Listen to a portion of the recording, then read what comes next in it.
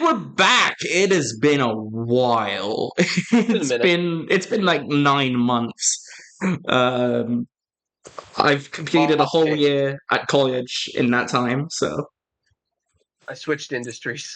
yeah, it's been a while. But the 007 game's out next week, so I wanna have like a catch up episode before. I mean, I was hoping we could do like a special episode for that one. 007? Yeah, it depends on how fast I finish it, really. Yeah, for sure. But yeah, I mean, I talked to you before, Connor, about like the way we kind of used to do the podcast, which I kind of got bored of, which was just that we would talk like a bunch of news and stuff. And I feel like it's more interesting just to talk about like our opinions on what we actually played, you know? Yeah, actual stuff that we really do care about. It's not like, Yeah. Oh, hey, Sydney Sweeney got casted in the Split Fiction movie. Okay. Who cares? shit. I might have to look up who that is. It's the tits girl. You got me way more specific. True. You seen Euphoria? No, I actually haven't seen Euphoria. Okay, well, she's been making a lot of news during the new season because like she has her tits out. Give me a second. Sydney Sweeney. Bro is searching porn. Sydney Sweeney. IMDb. Okay, I know who this is. She was on, oh, fuck, what's that? She was in HBO Madam shit? Web. Was she in Madam Web? She was. Fuck, she was in Madam Web. It's the one thing I remember about Madam Web. Yeah, she was in White Lotus. She was in the first season of White Lotus. Oh, yeah. That's where I know her from. Okay. But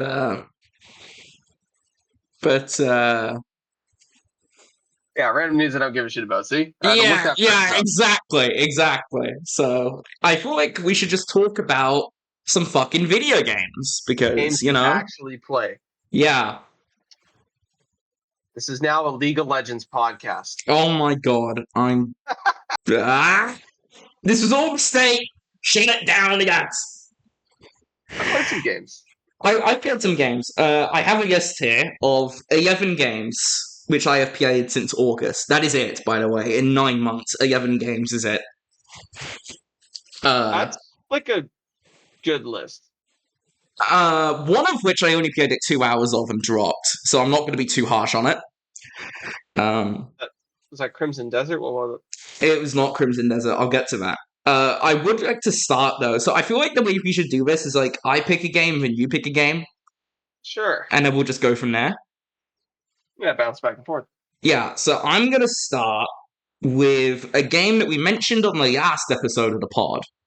And I tore into it as a piece of shit. And since then, I ended up playing like 100 hours of it.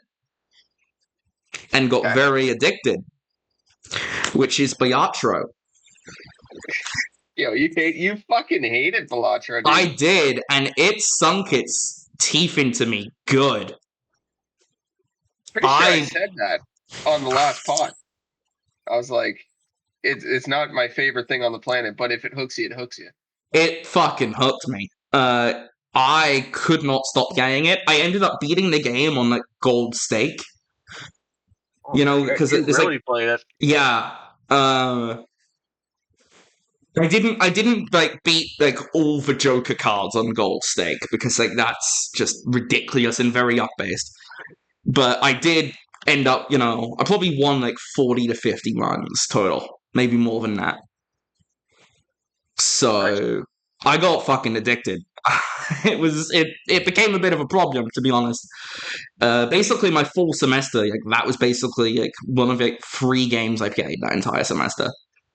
I mean, it's not a bad game to play all semester. I will say, here's the thing. First of all, to Yokel Funk, I sincerely apologize for the absolute dunking I gave your game before, because it was not entirely fair. And also, he's Canadian. He's from Regina. So yeah, it kind of makes the game a little better. Yeah, it does, because most games from Canada, you've got like Veilguard and Assassin's Creed Shadows, and Gotham Knights. Canada puts out some stinkers, So it's kind of nice to see a Canadian game that's like, it's up for Game of the Year. People really love it. With all that said, oh, by the way, for those, Connor's microphone might not be as good as usual because his Yeti microphone broke, so he's using like a headset. It literally broke yesterday. So his audio is not going to be as good. So Dude, my whole setup has blown up over the past 2 weeks. Yeah, we were going to record this a couple of weeks ago, but your thing broke. My motherboard went. All my hard drives went with it. So I had to get new motherboard, new CPU, new RAM. RAM costs a fuck ton, by the way. Yeah, it does. That's why the consoles are so expensive. Yeah, I dropped like PS5 Pro is $900 now, by the way. Yeah, that is one piece of news. Thank God I already bought the graphics card. Because it was like $1,500. I feel the same way with the Pro. I'm like, thank God I bought my PS5 Pro already. I feel like I got the ass chopper out of Vietnam. I was about to say, it's weird that consoles are going up in price. Yeah, and it's not going to go down anytime soon. Like, I've heard rumors that Xbox want to have their new console out next year. There is no way that shit is coming out next year. Unless Microsoft announces that they're making RAM themselves. Yeah, it's just not happening. But, anyway, going back to Balatro. I got addicted to it, and I acknowledge its addictive, tendencies. But I actually still kind of think it's a poorly designed game. In some ways. Particularly when you get to the higher stakes, it feels super random. Like, if you don't get a good shot roll, you're cooked. You're just not going to win. Yeah, that's the nature of, like, a randomized card game. I guess. It's just not a design choice that I love, to be honest. I mean, the lower stakes, like, usually you can build around what you get, and you can just, like... You can kind of brute force your way through it. On the upper stakes, I don't have to tell you how many times I tried gold stake before I beat it. It was so frustrating. No, it's probably like a good 20, 30 times. Yeah, it was brutal. Have you beaten gold stake? No, I haven't. Have you beaten the first stake?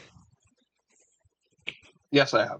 So you know the game. Okay. Yeah, and I've played maybe 10 hours. Okay. Yeah, so nowhere near as much as I did. No, that's what I mean. I'm surprised that you did it so much. Yeah, it fucking sunk its hooks deep into me.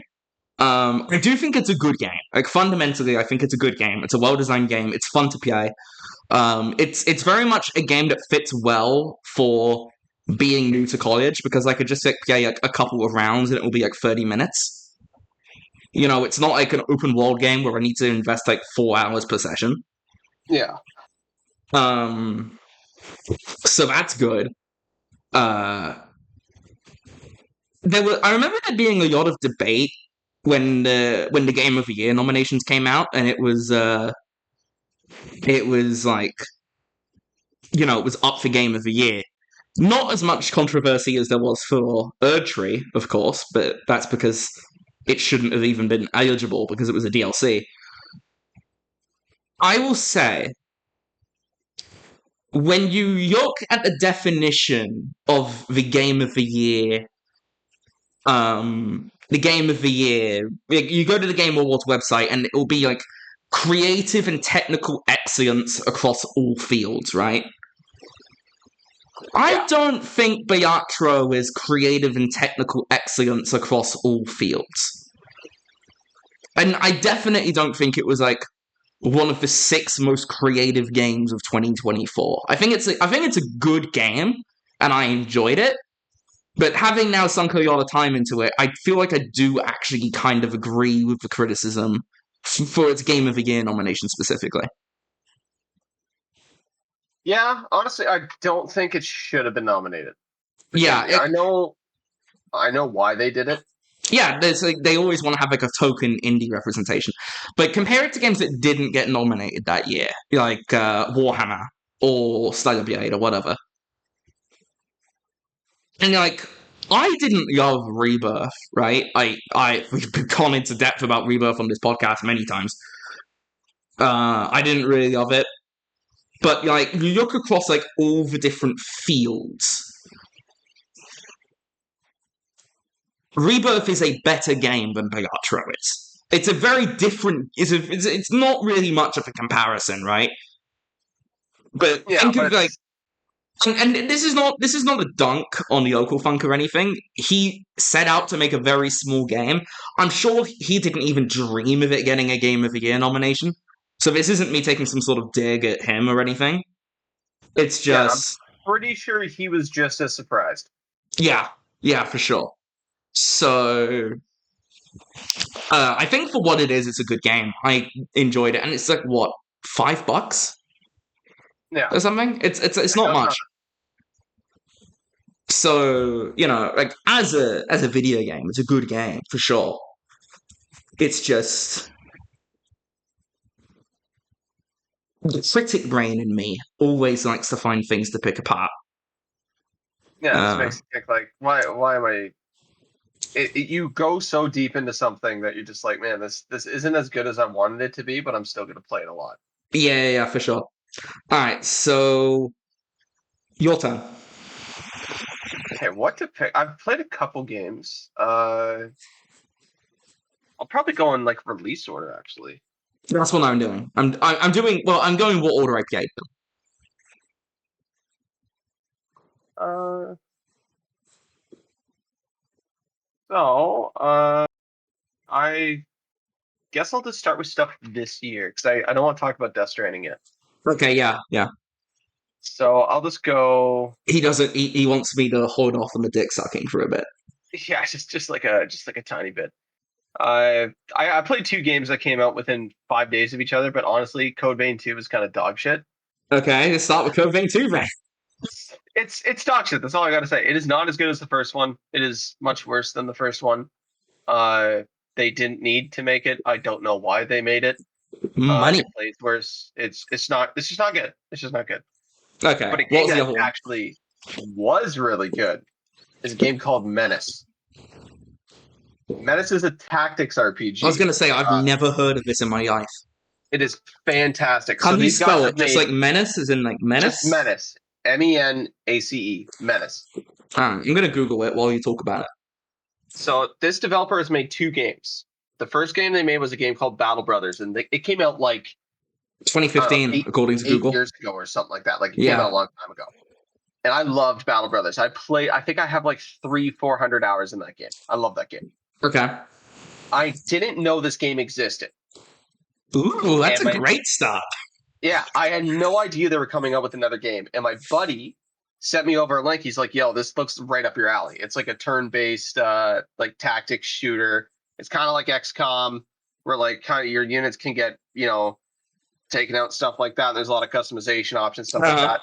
So I say fuck it. I download it. Didn't look at the developer or nothing, and I'm playing it. I'm like, man, this game is like brutally hard. It reminds me a lot of Battle Brothers. I have I sunk like wonder 500 why. hours. I've sunk 500? 500 hours into this Fuck game. me. It's an early access. That's Like, wild, dude. like it's at the point where like I downloaded a cracked version to put it on my phone to All right, play it. maybe you shouldn't say that on a podcast. I own the game. Like I own the I game guess. straight out. I But guess. like I mean, like, come on, bro. because I don't have a Steam Deck, and you know how I feel about mobile gaming. I never do it. This is the first game where I was like, I want to play this everywhere. I bought It's Balatro on so my good. phone. I bought Balatro on my phone. Like I said, every run feels a little bit different. They Is keep it updating it. is it like a roguelike sort of game?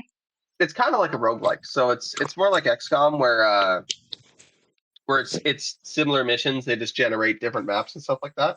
Uh-huh. But like the games genuinely can be really hard. Like really hard. There's certain things that you can do that are overpowered, but like that's few and far between, and even the most overpowered thing can get decimated. Like if you just Okay. don't know how to plan. So highly recommend this little strategy game. I think it's like $40, $30 or Okay. $40, something like that. I That's bought it. Canadian. Yeah, that's Canadian. That's I bought it in Knuckaroo early dollars. access. There was like a sale when it first came out, so it was like $20, and it's probably the best $20 I've spent in a very, very long time. Uh, They're updating it. Their last update was May 1st. They basically do a big update every 3-ish weeks. And they're going to be adding more story content, stuff like that to kind of complete the story. But like the main actual core gameplay mechanics are all there and they're fantastic. Like best. I don't even need an XCOM 3 right now because I'm okay with this game. It's cool. Every little thing that pops up, like every bug or issue or something, is usually squashed in the next patch. Nice. So solid like 8.5. Once it's actually out, it'll be much better. So it's an early access. It's an early access, yeah. Okay. But a very good early access. If you're done with that, I think like talking about early access is probably a good point to segue Go for into it. my next game, which is the Rogue Prince of Persia. That's a good game. Have you played it? Yeah, I have. Oh, okay. So we can both talk about this one. Actually, I played this over at my brother's house. Okay, so Rogue Prince of Persia, it launched into early access in I think it was like May 2024, something like that. And I'm like, I don't really know about the concept of a roguelike Prince of Persia, but I'll give it a chance. Yeah. So, yeah, the game came out, and I'm just gonna lower the volume on my mic a bit because it seems like it's peaking a bit, and that's never good. I'm a film student now. You can never get the audio levels peak. But yeah,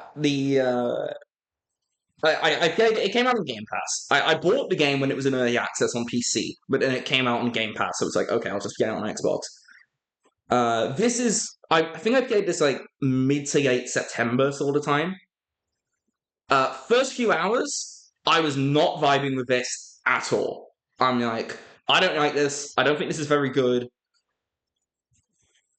I just don't like it, right?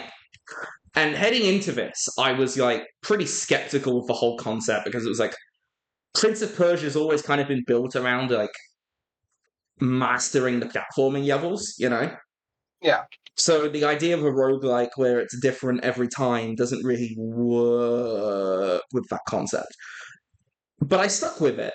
And once I stuck with it and like gave it some more time, I did kind of fall in love with it on its own terms. I don't think it's as good as, say, The Lost Crown, because The Lost Crown was like genuinely great, But I do think it's a good time. I think it's fun. I think the story sucks. Like the story's not good. They haven't had a good Prince of Persia story since like Sands of Time. By the way, rest in peace, Sands of Time remake. You will be missed. 07s for Sands of Time remake. Rip. I can't believe they cancelled that. I'm still pissed off about it. But that was a news thing that happened since our last podcast. There was like what January they announced they were cancelling it. Yeah. So I But don't know what the fuck's going on with Ubisoft. yeah, they're a shit show. Apparently, the new Ghost Recon's out this year, though. That'll be fun. Hopefully it's good. There's also an Assassin's Creed 4 remake for some reason. I'm actually excited about that. I really like AC4. I just don't know why it needs a remake. Honestly, have you played AC4 recently? It's been a while. So, okay, if you go back and play AC4, you can see like at the time the game looked phenomenal. But it is the worst aged of the original AC games. Yeah. I mean, that's kind of how I felt about the Last of Us 1 remake. Like, I was like, oh, this doesn't need to exist. This is too new. Why are they doing it? And then I saw like side by side images of the original game versus the remake, and it's like, oh wow, okay, yeah, they did need a remake after all. Yeah, it's I don't know, it's a okay. They released that patch for Unity, right? On consoles that just brought up 60 FPS. You can play through Unity, and the game looks perfectly fine. Like it looks like a game that came out a couple years ago. It doesn't look like a game that came out in 2014 or whenever it came out. I don't know about that, but okay. Like the environments look gorgeous. Like the character models are actually pretty solid, and putting up to a 60 FPS, that's just a little bit of added spice on top. Uh-huh. AC4, like you can tell that those models are Yeah, I guess. pretty low. Yeah, they're pretty I bleak. mean, I saw the model of like was it a redhead chick? Is there a redhead chick in AC4? Yeah, I know who you're talking about. I don't think she's a redhead. Are you talking about Jack?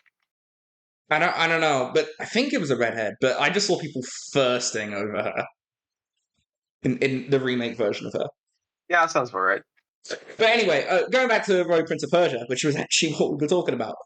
Um, I think the story sucks, but I think like the core platforming and combat is pretty fun. I don't think it's like a great game or anything, but like it's decent. For like a small indie spin-off, it's decent. It's a shame that it's probably going to be the last Prince of Persia game we ever get. Yeah, probably. But I'd give it like a 7, I think. Like it's okay. It's decent. I think I sat around a 6. I didn't play it a ton though. Did you finish it? No. I will admit to save scumming a bit to finish it. And it's one of those things where I didn't really want to go back and finish it. Fair enough. Yeah, I think you also give Balatro a 7, to be honest. They both kind of fall in that 7 out of 10 range. Yeah. All right. I think that's it for Rogue Prince of Persia. What next? What's the next game I played? I played that Dragon Quest 7 Reimagined. That was good.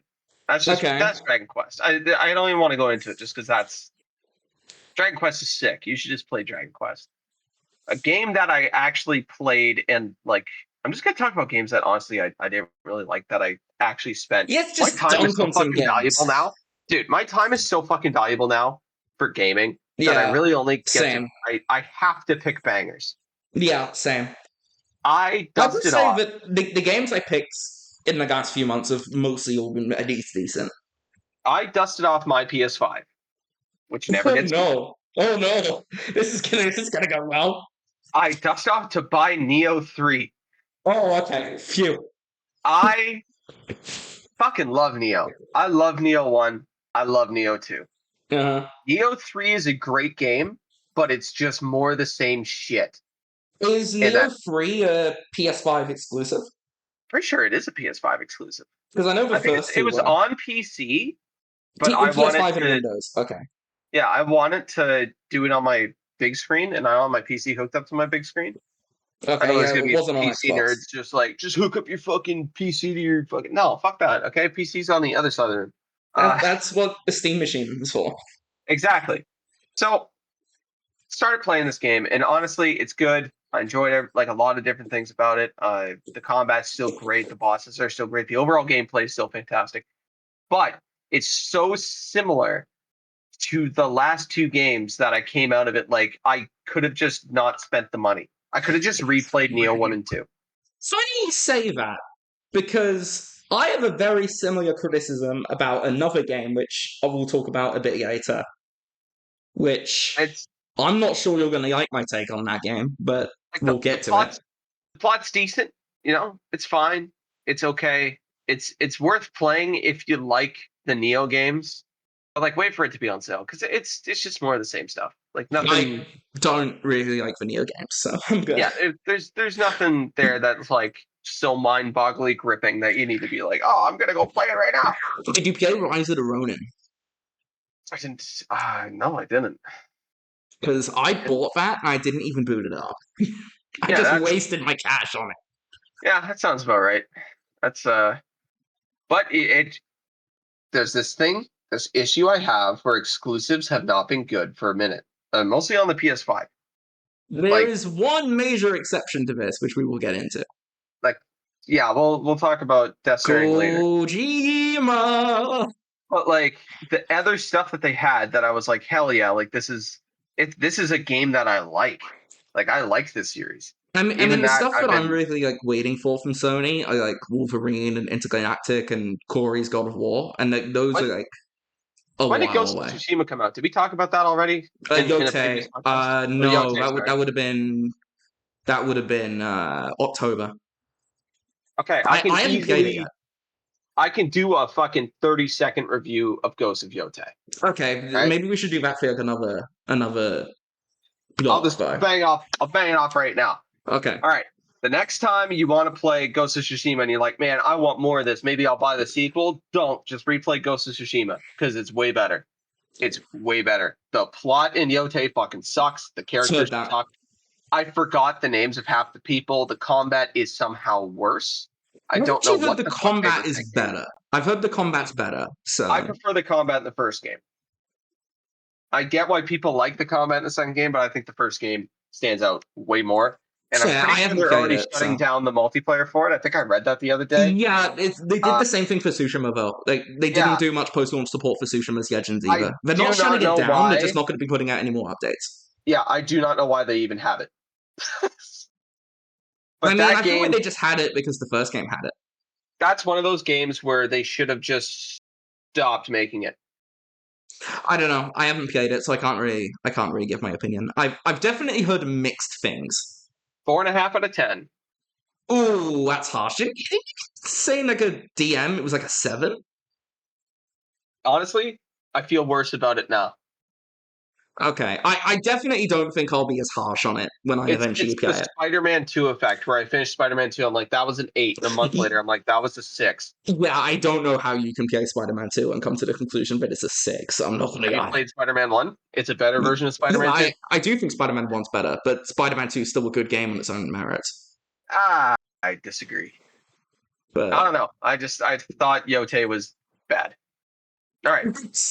I mean, it definitely. I watched a Skill Up's review of it, and he basically just said it was Ghost of Tsushima again with a worse story and better combat.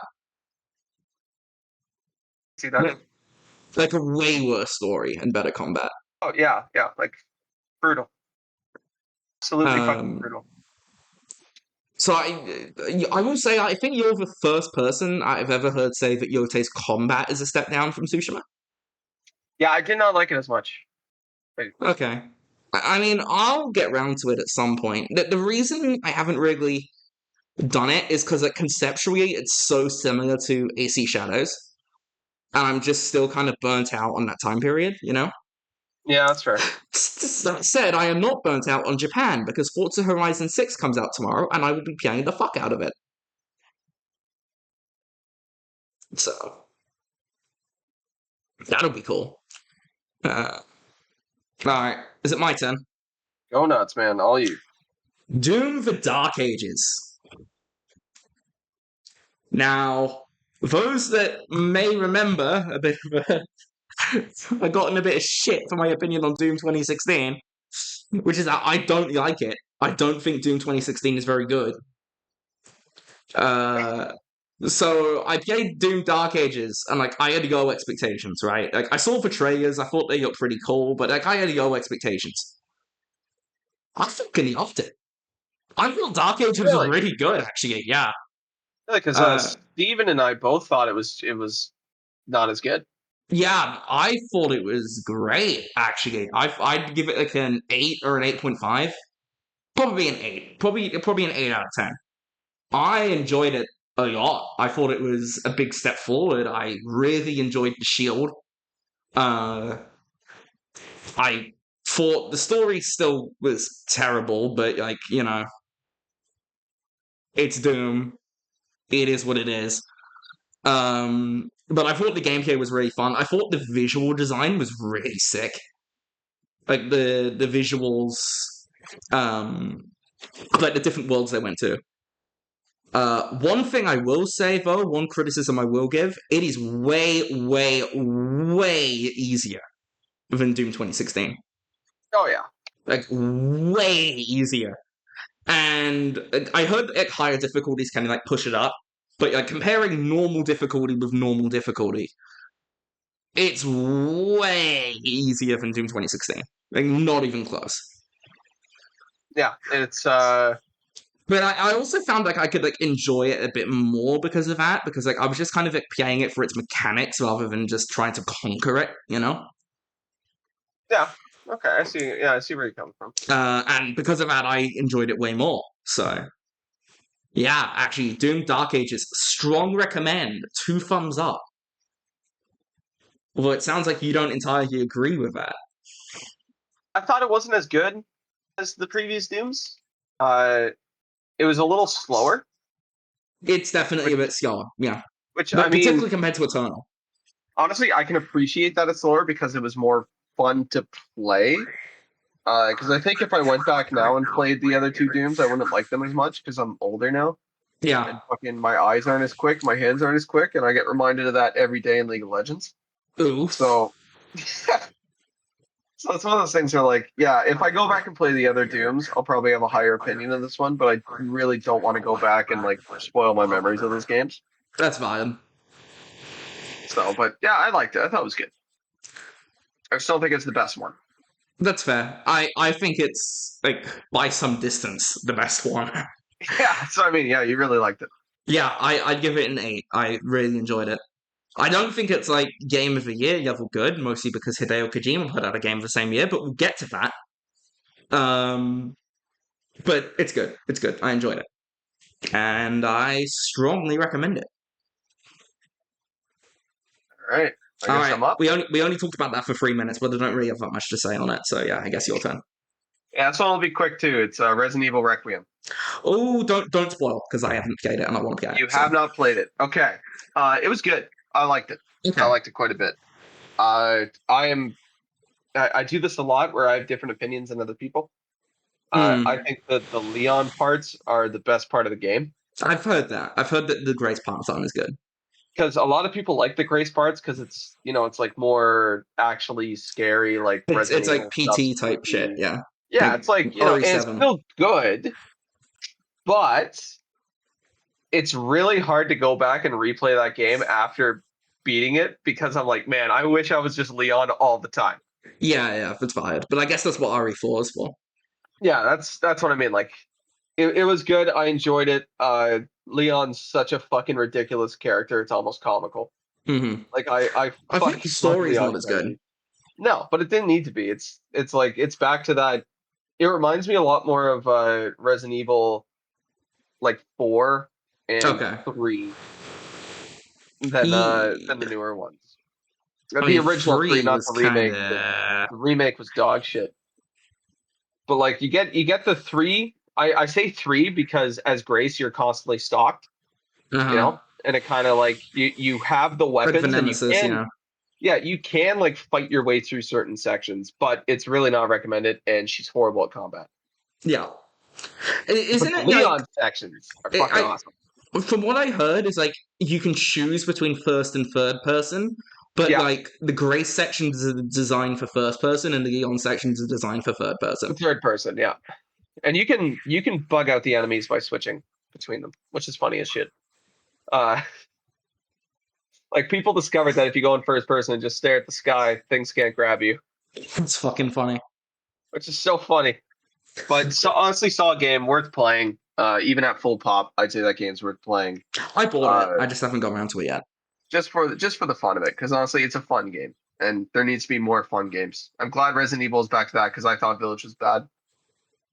I liked Village. I thought the story was bad.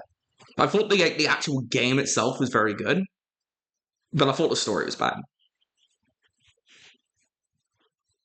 So, is it my turn? Yeah, All right. Still Wakes the Deep was a game that came out a couple years back. It was like day one on Game Pass. At this point, it was like early December, right? So I was just wrapping up my first term. I was about to be going home for the Christmas break, so I didn't want to like pick a game that's like too big, like something that I could just like get done in a few hours, right? yeah. Um, so I saw that Still Wakes the Deep was leaving Game Pass, so it's like okay, well now's as good a time as any to play it, right? Yeah. But for those that don't know, it's like a horror game set on a Scottish oil rig in 1975. What this Based. means is that you cannot fucking understand a word the characters are saying, and yes, you have subtitles on. And even then, you probably still can't understand what they're saying. I speak Scottish. So, the game itself is fine. I didn't love it. It's only like 6 hours long ish. It's a very, very basic. In terms of gameplay, it's very basic. It's just like some platforming sections which aren't very good, and some stealth sections which really are not very good. I feel like narratively it was trying to do some cool stuff. I don't really feel like it executed on all of it. It did good enough. It's not a bad game by any means. It's probably like a 7 out of 10. Right? It's decent. It's probably good. Even I would say it's a good game. Yeah. But I wouldn't also say it's like a must play either. It's like kind of in that realm of it's pretty good. It's not crazy, but it's like it's a decent way to spend a few hours hearing Scottish people swear. Speaking of Scottish people swearing, if you haven't seen the movie I Swear, you absolutely should go see it. Dude, that's just how Scottish people talk. Yeah, I did make that joke, but it's also like it's like a movie about like a guy with Tourette's or something. It's a bit of a tough watch, but like it's a good movie. There was a DLC for Still Wakes for Deep called Siren's Rest, which was not good at all. It was like 2 hours long, and basically just swimming looking for collectibles the whole time, with like one brief stealth sequence at the end. Yeah. And it was just boring, and the plot kind of sucked, and it just wasn't very good at all. I give the DLC like a 4. I think the DLC was really not good, but I would probably recommend the main game. Like not like a strong recommend, but like a 7 out of 10. It's decent, probably worth your time. So Yeah, good enough. yeah, all right. I think it's your turn. Let's see here. What did I play last? Or play last? Play next. Oh God, it's Crimson Desert. Oh boy, here we go. I'm just gonna skip over Marathon. It's bad. Uh, it's not good. I haven't got round to Marathon. I've heard a lot of people really love it. It's Like, very sweaty, and I'm just yeah, not. I've heard it's like very hardcore. Yeah, Yeah, I'm just not there anymore. If I want to play, like the sweatiest game I'll play is like Battlefield. yeah. Uh, I have thoughts on Battlefield. We'll get to Battlefield. but Crimson Desert's a very odd game Mm-hmm. because if you ask me to rate it at release versus now after a couple patches, it's two different scores. Okay. Like I would say like a solid 7 at release, Okay. but like after all the patches and like they just did a patch I think like 3 days ago. Mm-hmm. It's up to like an 8.5. Okay. The world is fun as fuck to explore. Like the story is not there. It really isn't. I've heard the story's bad. Yeah. There's nothing going on. But the random side quests you can do are awesome. It makes up for it because it's not the developer makes MMOs. They don't make single player action RPGs, you know? Mm-hmm. So the fact that they even attempted this and it came out as fun as it is because they kept the MMO style of the world, but they have way more fun combat. Yeah. Like, and if you get really good at the combat, you can do shit that you really should not be able to do, which I think is really cool. Like, you're not limited by level like in most RPGs. Assassin's Creed fell into that really, really hard, where, like, if you're, 2 levels under something, it's impossible to kill, even though you got great Don't gear. even get me started on Assassin's Creed. Yeah, so it's one of those things where, like, I hope that some other companies adopt some of the stuff that they did in Crimson Desert because it just makes it better. The world is cool, the quests are cool, the characters are cool looking. They don't have much to them. But like even the starting town, like the joke online of people being like, I spent 30 hours in the starting town or whatever. That's complete. I can completely see that. Like there's so much shit to do. And you can just kind of do everything, and everything, all the systems work. Nothing feels boring. You know what I mean? But it is one of Uh-huh. those games where if you put it down for more than like 2 weeks, I don't think you'll put it back up. Like you'll pick it back up Yeah. because it's so much all the time that when you actually stop playing, you don't want to get back into it. Which is where I'm at now. I actually have not played the game since I think like May. Let me check Steam. May 2nd. I haven't played the game since May 2nd. I don't know if I'll go back. Yeah, that's fair. The problem I've seen with it, I mean, I haven't played it, so I'm not going to give like a definitive review on it. Uh, the issue I've had is that it just looks like a Ubisoft game, but from Korea, Yeah, kind of. and I'm just sick of that sort of game. It's why I haven't got around to Yotei yet.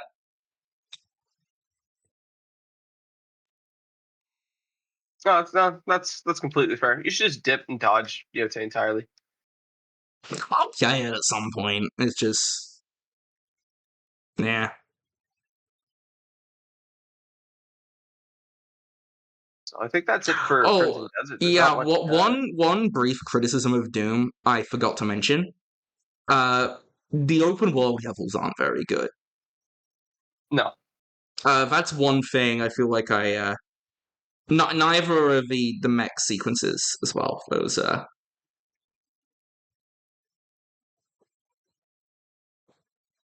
yeah. it's Oh God, I'm yawning. Yeah, no, it's one of the worst parts of the game is when you have to like go to this open. I don't know why they keep doing open Yeah, world. I don't know why they did that. It wasn't very good. Like, there's no reason for it. Um, I should also mention that I played a shit ton of Crimson Desert, uh, all at once because back in uh-huh. March my fucking kidney shut down on me, so I Oh was yeah, just you at told home. me. Yeah, Yeah, I was that just sucked. home. Yeah, it sucked. I still sold the shit ton of cars lying down, but Nice. yeah, no, it's still a good month for me. But it's one of those things where it's like I played so much of that game that I kind of went through all of it pretty quick. And then when I stopped playing it for a bit and I replayed Kingdom Come Deliverance 2 because it was on sale on Xbox and I Oh have it on yeah. PC. Yeah. You told me. And definitely game of the year for the year that came out in because Oh no, uh, it's not. But we'll get to that. what a fucking great game that was, We'll dude. get to that one. We'll get to that one. It's a fucking great game, dude. All right, what's up next? Probably the game that is on screen right now. Sorry, just had to cough. Until Dawn, the PS5 remake specifically, is because at this point I was at Christmas break, right? So I was back at home. I had the opportunity to stream again. So it's like, what am I gonna play? Well, it's like pretty short that I can play, just like get over with. And I'd always been intending to play Until Dawn because it's one of the few games set in Canada. Like, there's very few games set in Canada, but this one's set in like rural Alberta, right?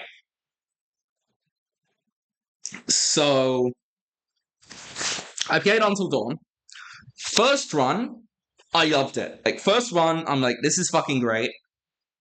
I really enjoyed it. Thought the characters were really good. I really like the amount of choice that the game gave you. We'll get to that. And just the just I thought it was like a fun game, right? Like a fun, pretty good horror game. Then I played it a second time to see the other paths. And there's really not much in the way of other paths. Like, a lot of the choices are very much smoke and mirrors. Like, they'll change which characters even die in a cutscene, but, Yeah. like, the two main characters, Sam and Mike, I think his name is, they can't die until the final scene of the game. So the game markets itself on everyone can die, and you can completely fuck it up. But like, Oh yeah. you can't get into a situation where like you fuck up so badly the game ends halfway through. You're guaranteed to make it to the end of chapter 10 regardless. And you're like, I feel like that's a bit of a cop out. I can see why they did it to be honest. I It's mean, just that you can for actually one, play it's the like game. it's an But old game. It's like 2015, right? So it gets rid of the stakes a little bit. I found the game significantly less enjoyable on second playthroughs than I did on the first playthrough because of that. Because it was like first time I played it, I'm like, fuck yes, this is great. I'm loving it. Like one of the best horror games I'd probably ever played. And then I played it a second time, and I'm like, it's good. Like as a story, it's still good. One thing I will say, the remake is it's an Unreal Engine 5 game. And like most Unreal Engine 5 games, it is a absolute pile of shit from a technical performance side. Even on the PS5 Pro, it's bad.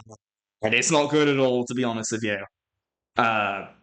And the visual uplift, it definitely looks better than the PS4 game, but it's not like night and day, you know? So I'm not particularly impressed with the PS5 remake. Apparently the studio shut down, so that's a shame. But uh,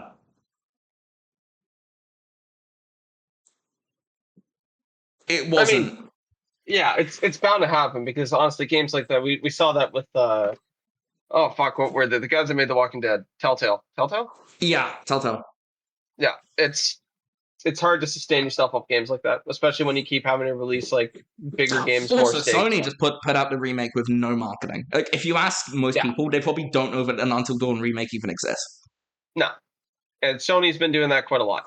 They spent all their marketing budget that fall on Concord. Yeah, they spent all the budget on Concord, and now they spent all the budget on Marathon. They don't know where to go. Yeah, that's a bit of a weird one because Sony is still insisting Marathon did quite well. And everybody's looking at them like it didn't. I mean, we don't have like definitive console numbers, so they probably have more insight than we do. But they also just took a $700 million write down on Bungie. Yeah, Which they insist is because of Destiny 2 expansions. I don't think that's the case. Like, hold on, let me just boot up Steam chart. I don't see why they would lie. I mean, Steam's only one platform, right? Like, I don't really buy into the whole Steam charts discussion because, particularly for a game like Marathon, which was marketed heavily with PlayStation, I imagine the majority of its audience is on PlayStation. Yeah, but it's just such a clear line downwards I that like guess. I can't imagine that the PC player base for an extraction shooter and a console player base for an extraction shooter has different thoughts to that extent. You know what I mean? So I don't know. I mean, even the if there Steam was reviews are a positive, but giant, what's the Steam reviews of Marathon? yeah, I think they're like 80% or something like It that. feels like 90-ish. Like you can still be a good game, but it's so sweaty 87. and so fucking just ugh. Yeah, I don't really have a take on Marathon because I haven't played it. But to start out at only 88,000 on Steam specifically, to start out at 88,000 players For a and game then that's drop that $40, that hard. isn't too bad. For a game that's $40 and was marketed heavily with console. I still like Forza Horizon 6 just came out and hit like 200,000. Yeah, but Xbox have like way heavier PC marketing than Sony do. Like Subnautica 2 Xbox are just came basically a out. PC publisher. Subnautica 2 came out and hit 500,000. I guess, but like again, like, did you see PlayStation put out the They're starting to show like weekly players for games, and like in individual countries, and like Black Yeah. Ops 7 had like 5 million weekly players in the US alone on just PS5. Yeah, no, I can see And that. They you used to look do at that this, too with back in the day in like the 360 and PS3 days. Like if you booted up Halo 3, it would just tell you that like yeah, 5 million but people that were was playing. in game rather than like on the console side. Yeah. So But it's cool that but that they're people were kind of bringing it calling like back. BO7 a bomb because the Steam charts were low. And the Steam charts were low. But like if it's got 5 million players every week on PlayStation, then it's doing fine for itself, you know. I And that's think just in the Black United Ops States 7 and just on PS5. Black Ops 7 did have lower sales. It's the fifth, what was it, like the fifth or sixth best selling game of the year. Normally it's the first. Yeah, I think it was So, but fifth. the problem is that calling Call of Duty a flop is when it doesn't hit number one because it should. Yeah. That's the thing, is that anything below first place is a flop. It's the problem that because EA did the same thing with Battlefield 6, they're like, it needs to be the best game ever. And it was number one and they still considered it a flop. Yeah. Look at the Tomb Raider games. The Tomb Raider games, they said every single Tomb Raider game, Square Enix said every single Tomb Raider game bombed in their eyes. Yeah. To But be like fair, they probably did. when you have a lower highest peak than Devil May Cry 5 on Steam, To be fair, that's Devil May Cry 5 was pretty successful. Devil May Cry 5 was very successful, but it was successful for a Devil May Cry game. This is supposed to be the next big shooter. I don't know if And Sony it's ever just expected it to be the next big shooter because it's a very hardcore game. I think they spent a couple billion on gambling that it would be the next big shooter, yeah. Well, they spent a lot of money on Bungie, but that was mostly because of Destiny. It was Destiny, and they also Destiny wanted them for bombing is their hilarious. expertise. They wanted them for their expertise and like basically telling Naughty Dog that their games suck, which Yeah. is really funny. But Like Slay the Spire 2 came out, that thing killed it. Like all the games that have come out since have fucking absolutely just I guess, demolished Steam. So it's but hard to look at. yeah, I just feel like particularly for a game that like is mostly targeted for a console player base, I feel like Steam charts don't tell the whole story. That's fair. But Completely anyway, fair. I'm Getting bodied by Left 4 Dead 2. That's um it is a fun game. My buddies like to play where they just pick a random game that they played years ago and they see if there's more players on Steam for that game than Marathon. Because we all bought Marathon very excited. We were all very disappointed. okay. But what was the one the other day where the guy's just like, my buddy Riley goes, I wonder if there's more people right now playing Marathon or playing City Skylines. City Skylines had like 7,000 more players. He's like, fuck me, dude. Come on. Yeah, I guess. I don't know. Like I feel like until we get like firm data on Marathon, it's like hard to say one way or the other. I don't know if Sony will ever. It definitely wasn't like a mega hit. Like No. it definitely wasn't like a huge hit. It wasn't like the biggest game of 2026 or anything. But It's the thing that makes me laugh the most is like there's games out there that have multiple ways to play them across multiple, like Magic Arena, for instance. You can play that uh-huh. on mobile. You can play that by downloading the actual Magic Arena app, or you can play it through Steam.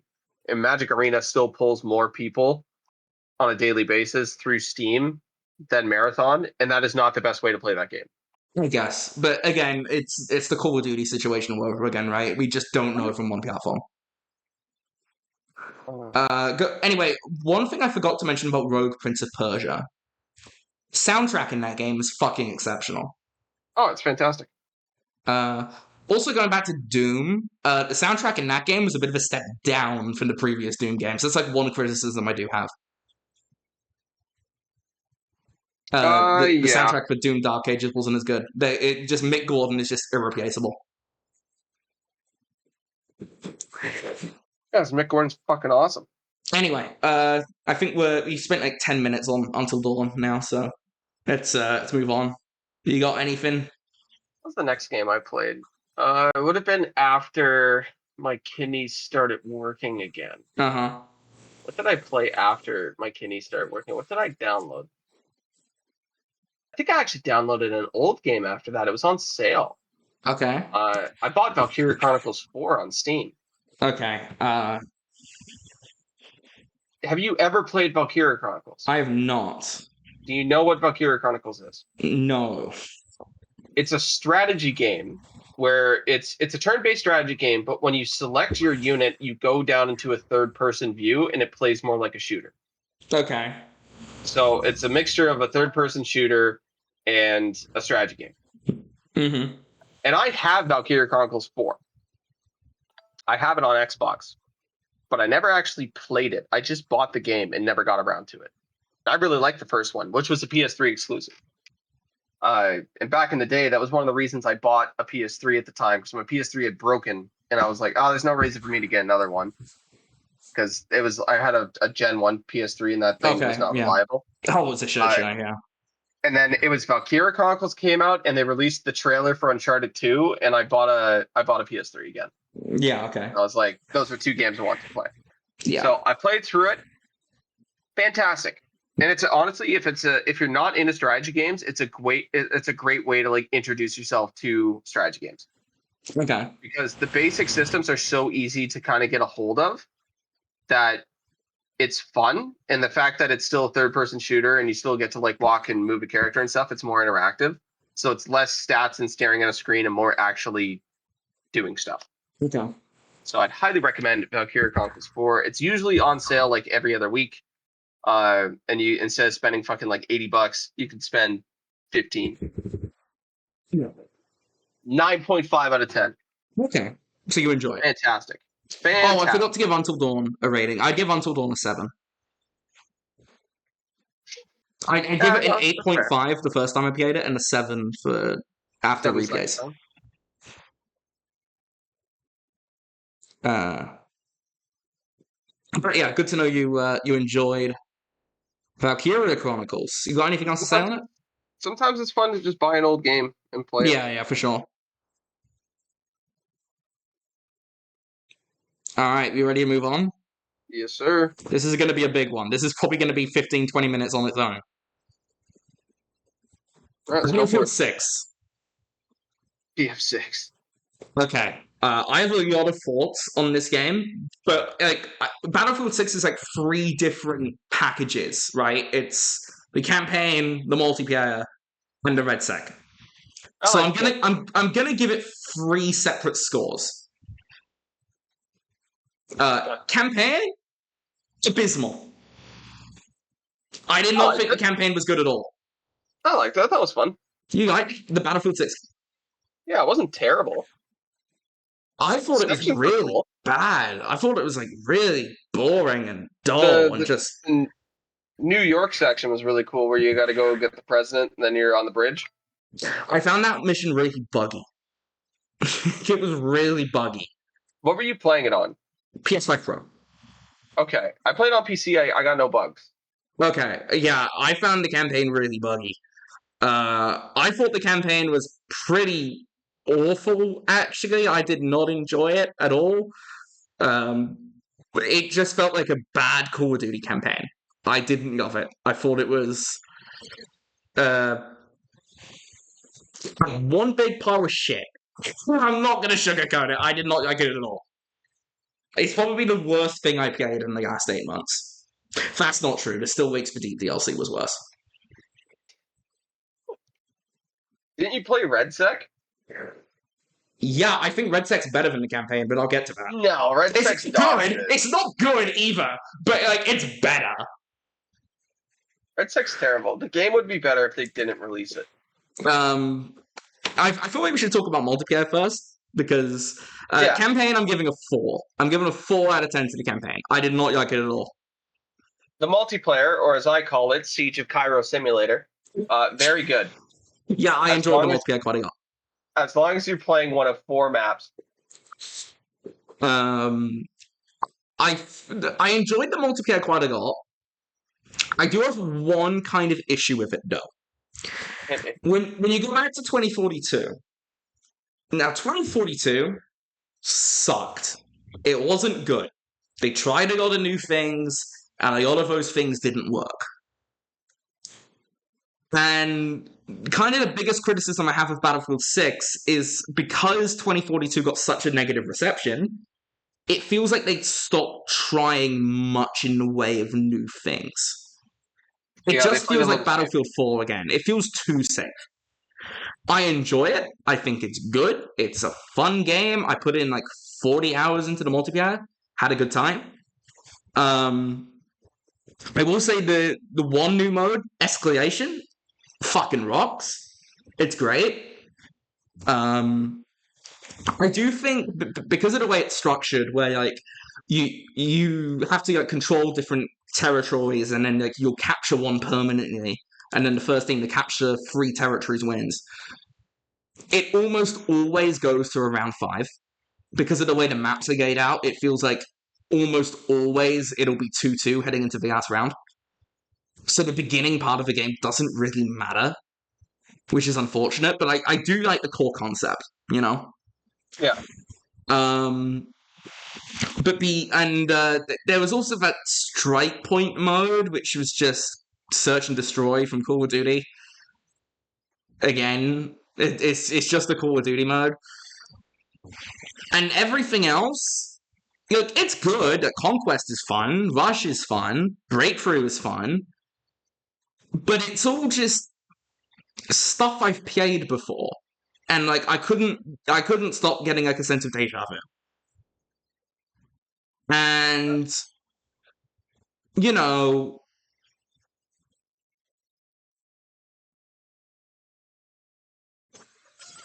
sorry, I just like shot that snowball at the bird and Until Dawn. That's the part of the VOD it's at right now. Sorry. But for the background footage, I enjoy Battlefield 6's multiplayer. I think it's good. One thing, the menus, awful. One of the worst menus I've ever seen. The UI. Oh, that's pretty brutal. It's really bad. Like I don't know how they got it so wrong.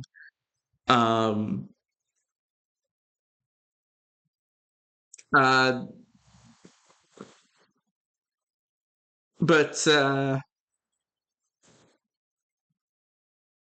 The best way to sum up the multiplayer mode is literally if you're not playing Siege of Cairo, New Sobek City, Liberation Peak, or Myrick Valley, it's bad.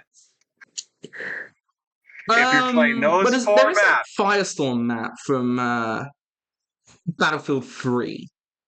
Which did they is put good. that in? Yeah, it's in. I haven't played in a minute. It was in the name at launch. Which one is it? The Firestorm map. It's Operation Firestorm. Just straight up Operation Firestorm? Yeah. Operation Firestorm. Operation Firestorm's okay. It's not as good as fucking New Sobek City or Siege of Cairo. Siege of Cairo is probably the best Battlefield map ever made. Zion. Siege of Cairo was good. Siege of Cairo is probably top 5. Yeah, for sure. It's up there. Top 5 for sure, yeah. But it's like they spent all that time developing that and then didn't develop anything else. Yeah, that's fair. I don't disagree. One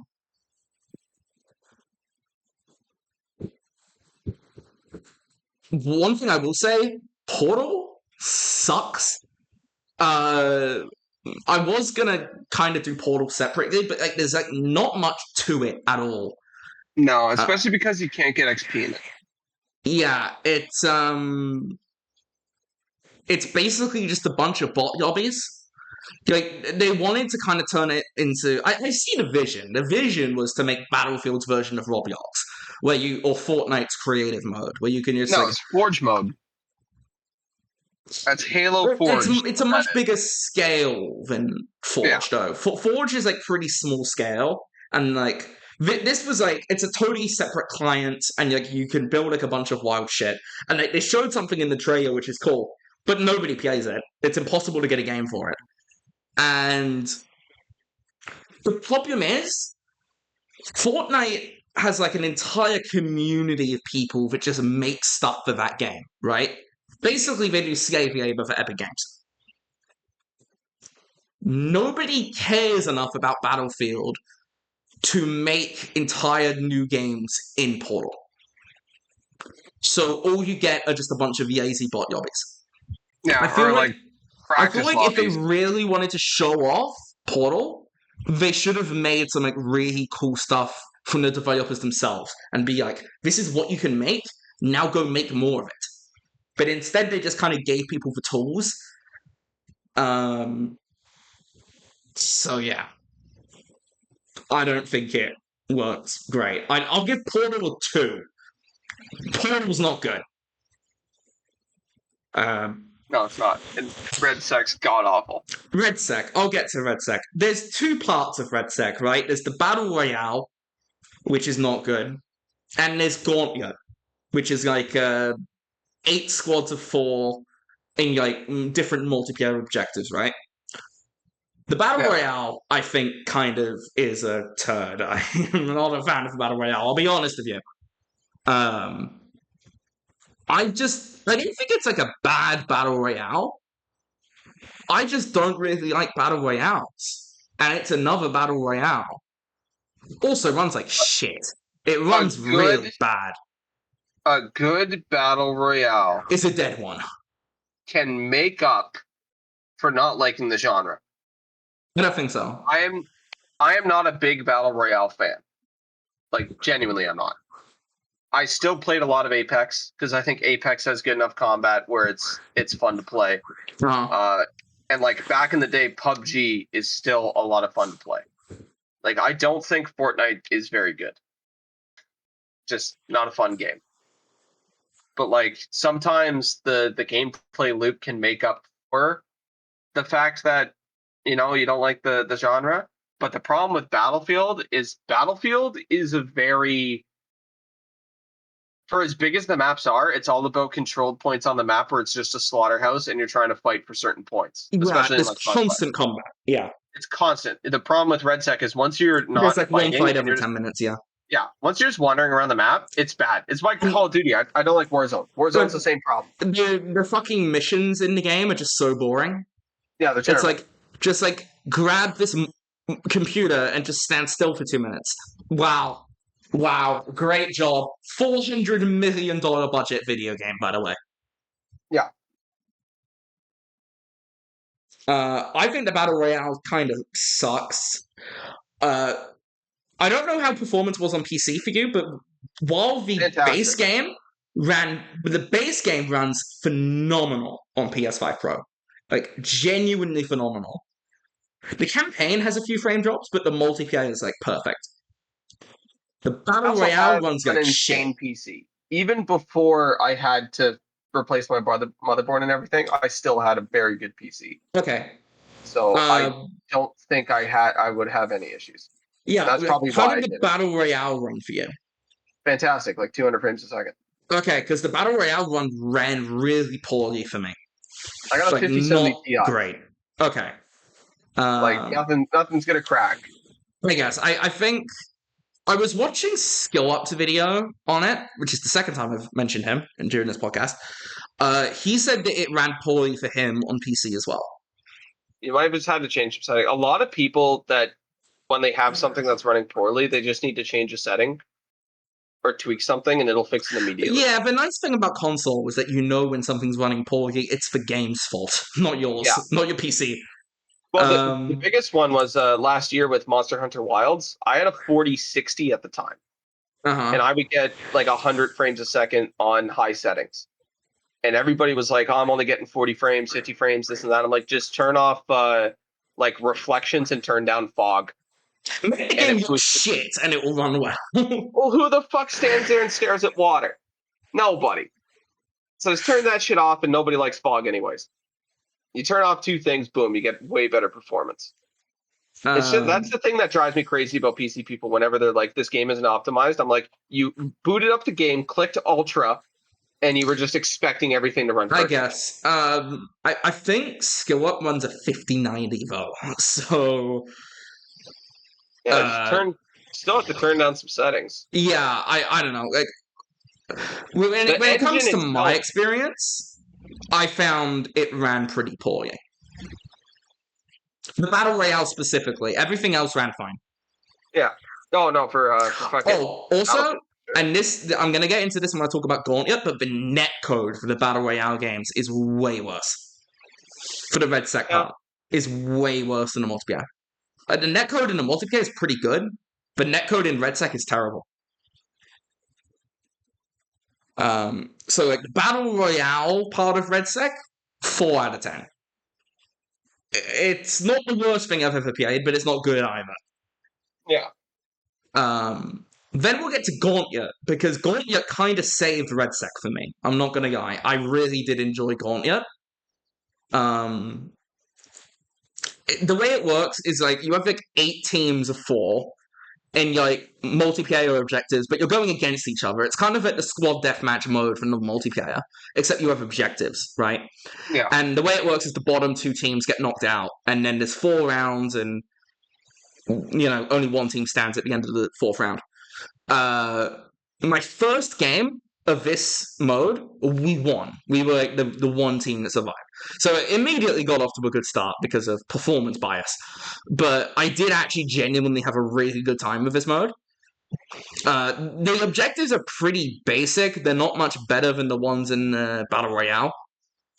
But I just thought it was fun because it was kind of chaotic because it was everybody. You had like 32 players all in a small space, right? All trying to kill each other. The one issue I have is, again, the netcode was terrible. Like, there would be times when, like, I would shoot, miss, and, like, a second later, I would get, like, a kill confirmation on my screen. And it's like, okay? No. Nice? I'm good at the game, apparently. I'm the GOAT? I'm the greatest? Yeah, I'm the best. Nothing can ever beat me? But, like, beyond the netcode issues, I actually think it's a really fun mode. And I think it's nice that they put this in the free-to-play Red Sec portion. Because I feel like just the Battle Royale on its own, bit shit. But Gauntlet's good. I'd give Gauntlet like an 8, so I'd give Red Sec overall a 6. Okay. That's fair. Anything else on Battlefield? Because we've kind of had a lot to talk about on it. I think the gunplay is the best in the series. Yep, agree. Not Honestly, even close. All they need to do is just remake a bunch of Battlefield 4 maps, not 3, 4 maps. Because I think the Battlefield 4 maps would fit in better.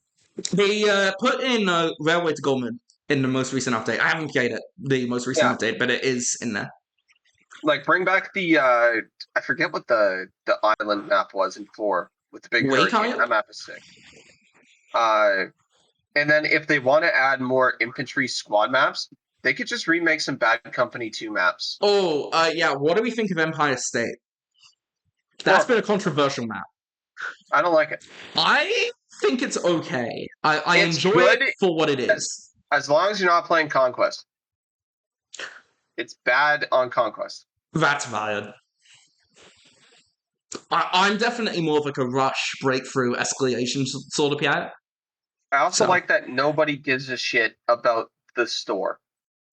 Oh, the store is awful. Like I did get the battle pass. I actually maxed out the season 2 battle pass. But beyond that, it's just a bunch of garbage in there. Like I can't imagine they're making much money on it. Like the new weapons are cool. That's about it. Yeah, but even then, the new weapons you could just get in the game. You don't need to pay for them. So. But I like that they did, because I'm just looking at the update now. Like Railway, doing fucking Railway. That's smart, because that was one of the best Battlefield. I think Battlefield 4 had the best maps overall. 1. Battlefield 1? Yeah. That's tough. Battlefield 4, even like the DLC in Battlefield 4 was really good. Most of the DLC maps just Battlefield 3 maps? There was a lot of Battlefield 3 maps, but there were some that were also like fantastic. BF4 had the best maps, and they did some other stuff poorly. I'll tell you the worst map in the game, and it was the one that was added with the Red Sec update. Blackwell Fields. Oh yeah, horrible. I turn it off every time. Blackwell Fields is so bad. Honestly, the custom matchmaking thing is pretty sweet, because you can just turn it off. Yeah. Oh, I hated the 2042 review process because I was trying to get games on every map, and I had to reload so many times. Yeah. So yeah, that's a big thumbs up for the custom matchmaking process. That's good. It's like you can set what you want to play. That's good. But we've been covering Battlefield for almost 20 minutes now. I feel like that's everything. I think. Yeah, I think that's everything. All right, your turn. Play Pragmata. Oh, okay. Yeah, I wanted to get around to that. How was it? How do you describe Pragmata? That's a really long pause. It's hard to. It's hard. It is the most Kojima-like game that he never made. I've heard that. I've heard that it's like very Death Stranding-esque, which The systems in it are really cool. The gameplay is really good. Like really good. I really, really like the two characters. Mhm. Like it's just a father-daughter story at the end of it. Yeah. But Uh, I'm like, if Sony made it, it'd probably be way more depressing. oh, if Sony made it, fucking Diana would have her fingers bitten off or some shit. Yeah. But Sony made it. They would release two. The first one would be great, and the second one would be horrible because they don't know how to pace their story. Uh, But it's good. It's hard to kind of go into it without spoiling the yeah, story. don't spoil anything, because I do want to play I this. really don't want to spoil the story, but I will say like it is definitely worth playing. They're No. finally getting the RE engine down to an absolute like science. But I feel like the RE engine is good for like the linear games like Resident Evil and Pragmata. But like whenever they try to do open world with it, it just kind of falls apart. Well, they're getting better with it, to be honest. Like if I think about it this way, Monster Hunter Wilds ran better at launch than Dragon's Dogma. Hitler So versus like Stalin.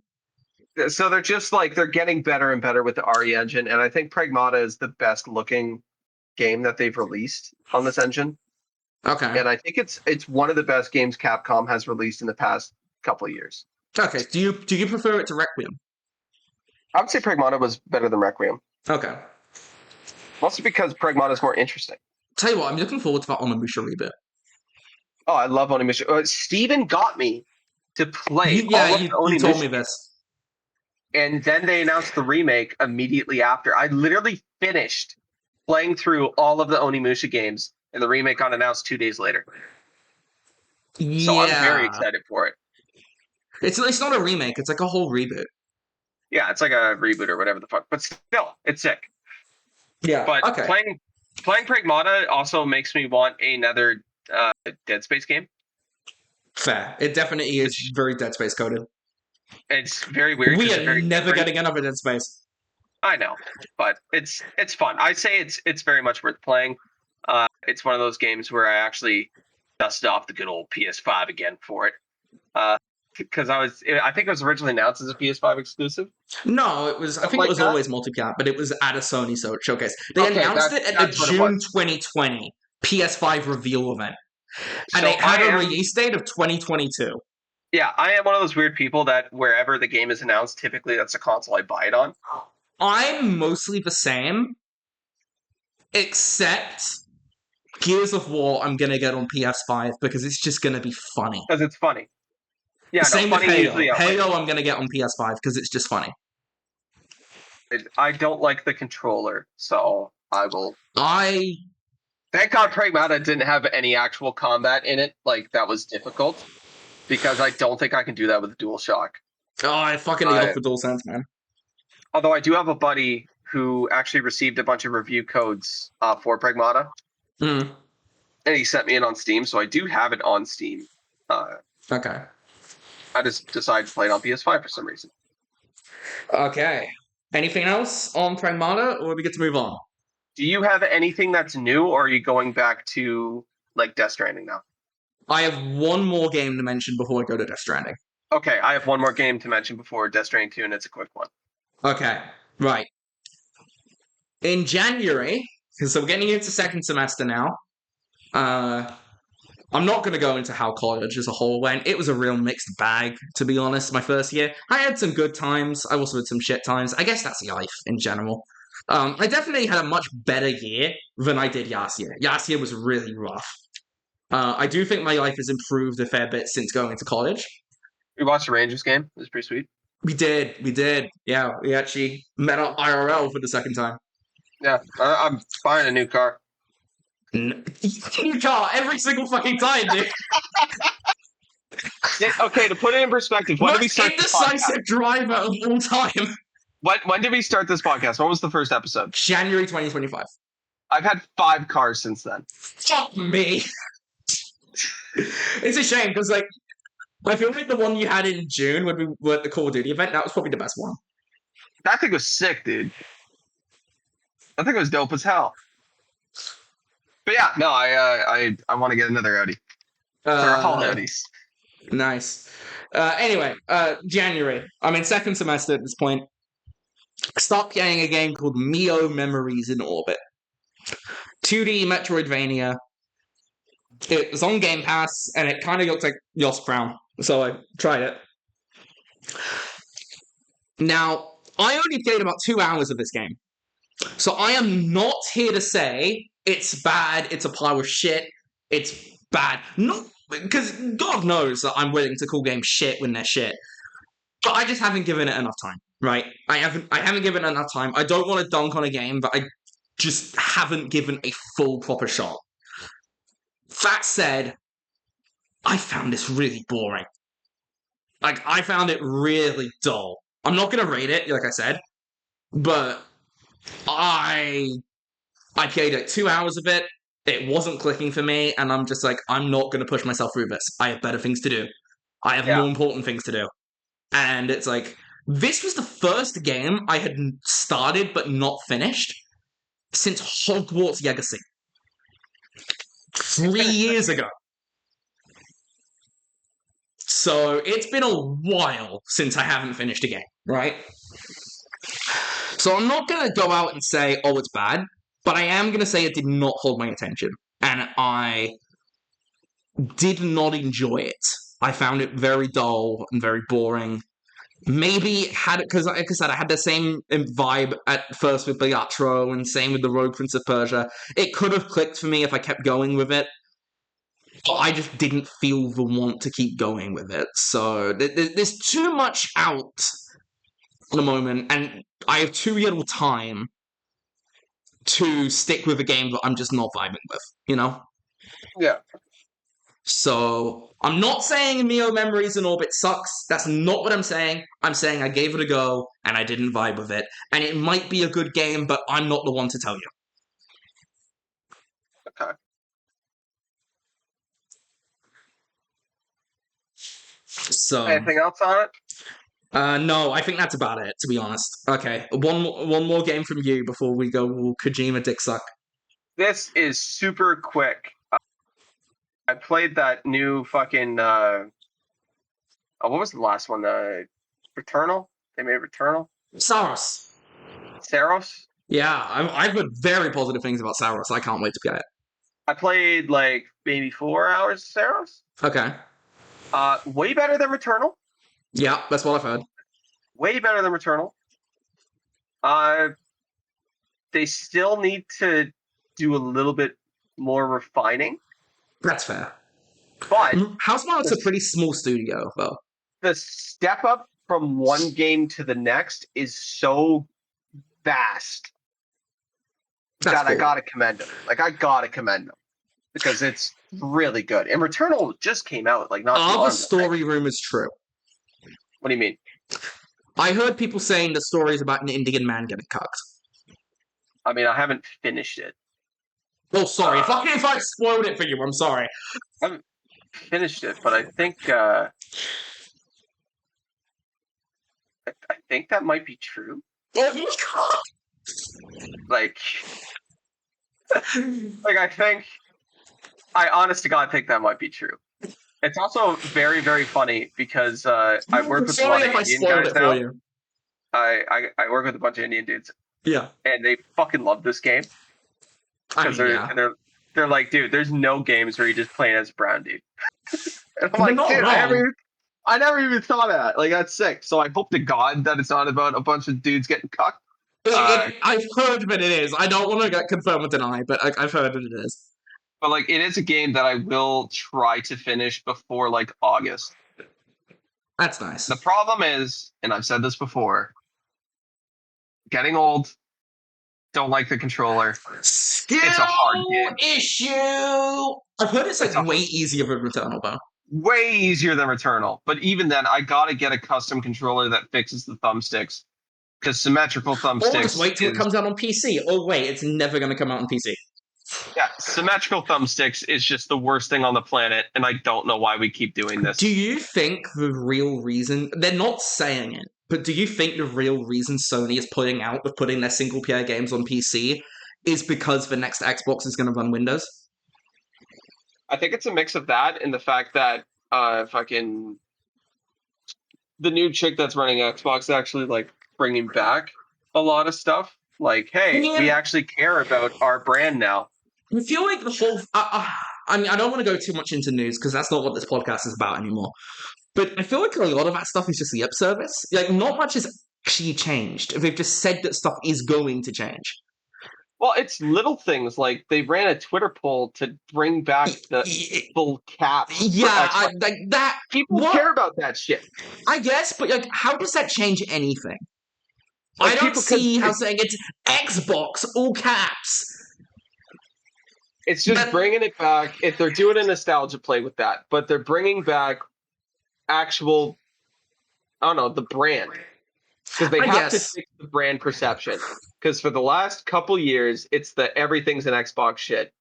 yeah, And that the was a joke is, it's disaster. like literally everything is an Xbox. I get it. My Like PS5 even to is an this Xbox. day, yeah, nothing's ever going to change about that. It's always going to be everything is an Xbox. They can't just like back out of that.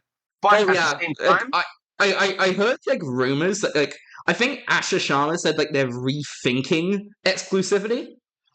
yeah, There is no way that Microsoft are going to get her go back to exclusives. I honestly I think it'll be games with multiplayer will be multi-plat, and then single player games will be exclusive. And I think Sony's going to do the same shit. I think at most you'll see timed exclusives. Like I could see like the next Halo be like 6 months on Xbox and then goes to PS5. The way multiplayer is shaping up nowadays, they need as many people as they can get. Yeah. And Sony's doing the same thing. They're putting like, Yotei and Wolverine. They're only on PS5, but like Fair Games is going to be going to PC still, and Yeah. the actually they really don't have many multiplayer games in development anymore because they cancelled most of them. And I think Um, like the games that are already slated for PS5 release will still come to oh PS5, yeah, but like the stuff Halo that remake will come to PS5. Absolutely. yeah, but the stuff that isn't like already planned for it, they're just gonna scrap it. I Because do honestly, think Gears they can is coming to PS5 day one because they already teased it was coming to PS5. yeah, I think the new Gears comes to PS5, but I think anything after that doesn't. I feel like maybe they go back to timed exclusives, but I just don't see a world where they just ditch PS5 entirely. It's too big a Honestly, part of their God, business now. it's happened before with games where they're exclusive to one thing and then they come to other things and then they go exclusive again. And again, it happens. It Uh, does, but again, I feel like the most we'll see is timed. Like maybe 6 months, maybe a year at most. I don't it think there's any world where like Yay, for example, does not come to PS5 or Elder Scrolls 6 doesn't come to PS5. I just see don't see a Elder world. Scrolls is interesting because I think games like that specifically have a bigger PC like audience than anything else. So I don't know if they'll care to put it on PS5. I don't know. I could Starfield see sold more very well things. on PS5. I could see more things released for Switch than I can for Did you see the PlayStation. Starfield stuff? Like Starfield was topping the charts on PS5. Yeah, it's because PS5 has no fucking games. That's true. Well, it Any did. It was beating games like Pragmata and Saros. So like any time. Well, yeah, it's because like Pragmata's a weird game. yeah, it's a So is very niche. Yeah, those are weird games. Starfield isn't. I still I think guess. Starfield's good, by the way. I'm still I a Starfield fan. I am not, but that's I'm not having that debate right now. I think the new update did a lot of good to that game, but it's going to be like that. Where like whatever games do get multi-platform, they're still going to top the charts, and whenever games are exclusive, they'll just be exclusive. I do think the next Xbox will be better than like it'll perform better than the last two. I Uh, don't think the next Xbox is going to come out.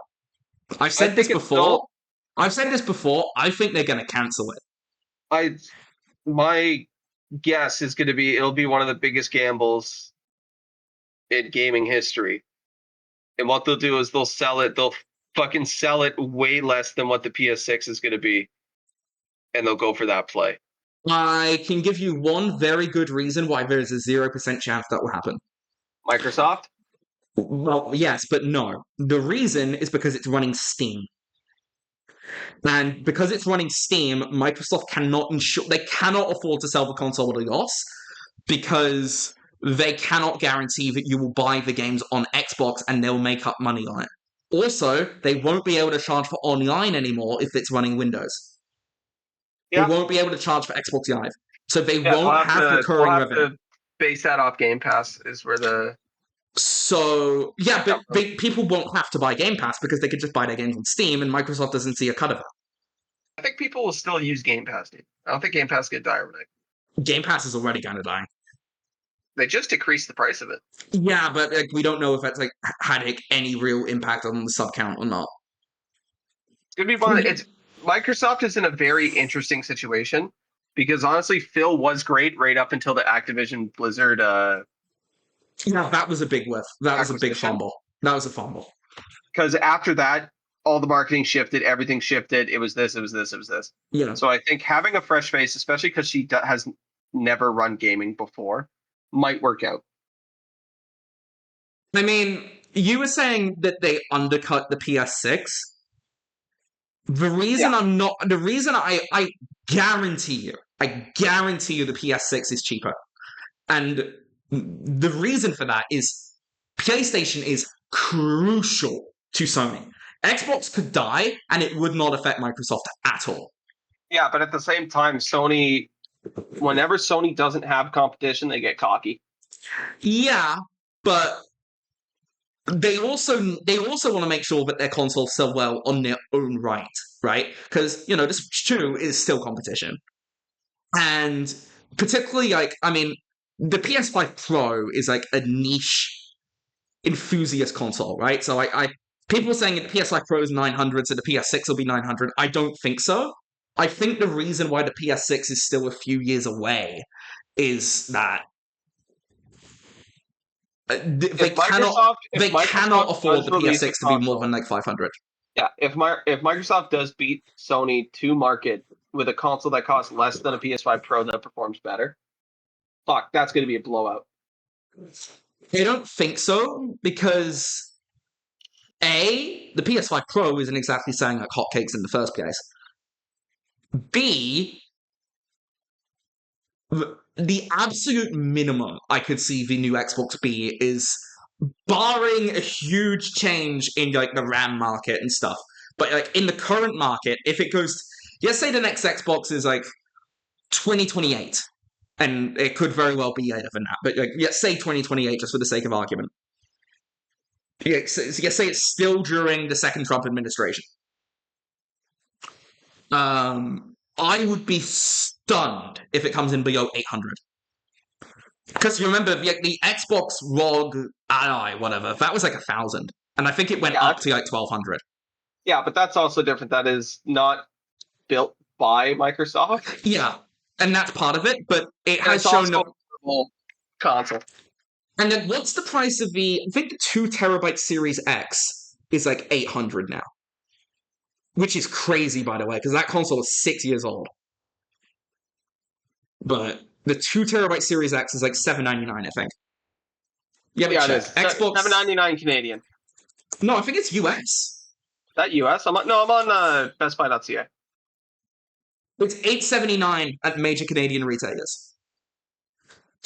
Or $799 at Best Buy. It's sold out at Best Buy though. Yeah, it is. From the Microsoft official store, yeah, it is $799. The MSRP is $799 USD. Yeah. So that's $800 US. So it's only $100 cheaper than the PS5 Pro, and it's like half as powerful, right? I don't know if they're going to do any big changes to the current console. No, but the next one will be interesting to watch. The Series X is a wash. Like this gen bombed for Microsoft. Like no question. There are the rumors that they're going to be bringing back the backwards compatibility stuff again and just introduce a whole bunch of new shit to it, which I hope they do. I heard that backwards compatible games will be playable on PC. That's but some aren't. Yeah, but none of them are at the minute. Yeah. I've heard that because most of the games that aren't on back compat either have crippling technical problems. Like I believe they tried to bring Warrior Within, Prince of Persia, to the thing, and it was just a technical disaster. And other things, it's like rights issues, like the old James Bond games, for example.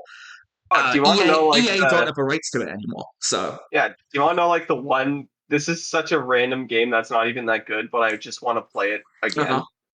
Armia 2, the 40th Day, is I think not it is on backwards back. compatible. Is it not? It's the first one is. Oh, okay. So you have to have a fucking 360 or PS3, but nobody uses Is there no PS3s for PC version? fucking gaming. There is no PC version. Oh, wow. That's what I mean. It either needs like a fucking remaster, or it needs like it needs something. Because I think there's no way to play it. I tried to play it like 2 years ago, and there was no way to play it. I think there might be a way to play it on PlayStation, but I'm not sure. It might be like the PS3 streaming that they do. Maybe. But yeah, the thing is, because the fact that the new Xbox will have Steam, it does not make sense to sell it at a loss. It's the same reason that the ROG is not sold at a loss. That's basis. Yeah, but Microsoft set the Even if pricing it for it. comes out at $800, it'll probably be more powerful than the PS5 Pro. Well, yeah, it'll be more powerful than the PS5 Pro, but that'll be around the time the Cheaper. PS6 comes out. Unless Sony wants to keep this generation going until like 2029. I could see it be 2030, to be honest. I could see it be 2030.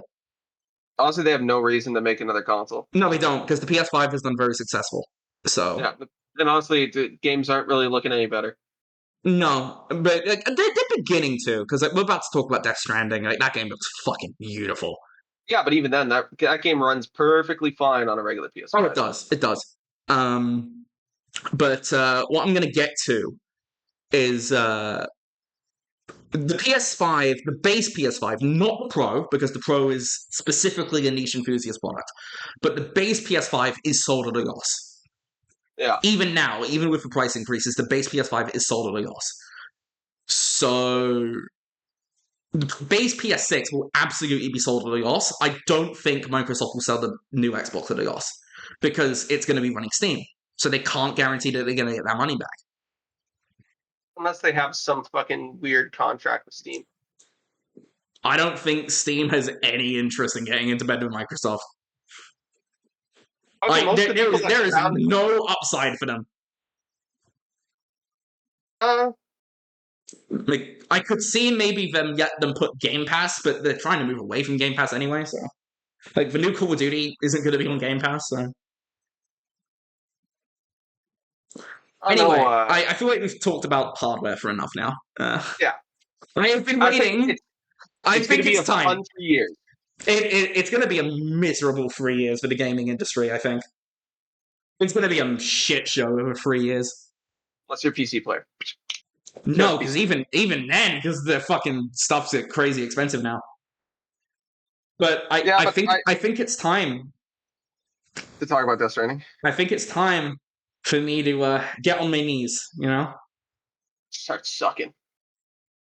Okay, right. Death Stranding 2. So at this point in my semester, it's March. I played it basically nothing between January and March. I had shit I needed to get done. So it's March at this point, and I remember that I have a ticket for the Death Stranding concert in Toronto. And I'm like, fuck, I should probably play the second game, because there's going to be big spoilers. And there was, in fact, big spoilers. So it's like, okay, I put it off for a while, because like I'm at a point now, with the exception of like 007, I'm not in a rush to play games day one anymore. I don't really care. Yeah, I'll just play it whenever. Yeah, I'm at that point too. It's pretty great. So like if I try to avoid spoilers, I'll just like try to avoid spoilers, you know? It's not like the end of the world. So basically it gets to March, and ironically, right around the time I play it is when the PC port comes out. So there's a lot of discussion going on around the game at the time. Because the PC port's coming out, the concert's about to come to Toronto, so like I play it. Now, as we have talked about on this podcast, I am of the view that Death Stranding 1 is a 10 out of 10. And I know you don't agree. We're not having a debate about Death Stranding 1 right now. But I am of that view. Yeah. Death Stranding 2 is also, in my opinion, a 10 out of 10. It Like is. an 8. Now, see, that's basically double what you gave the first one, so that's a huge improvement. Oh yeah, it's a much better game.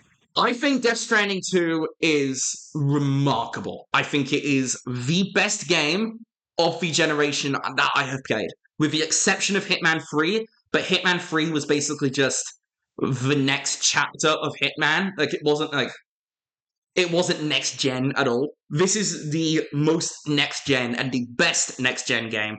I say next gen, these consoles are 6 years old It's now. just the current gen, The yeah. current gen, it's the best PS5 game I have played.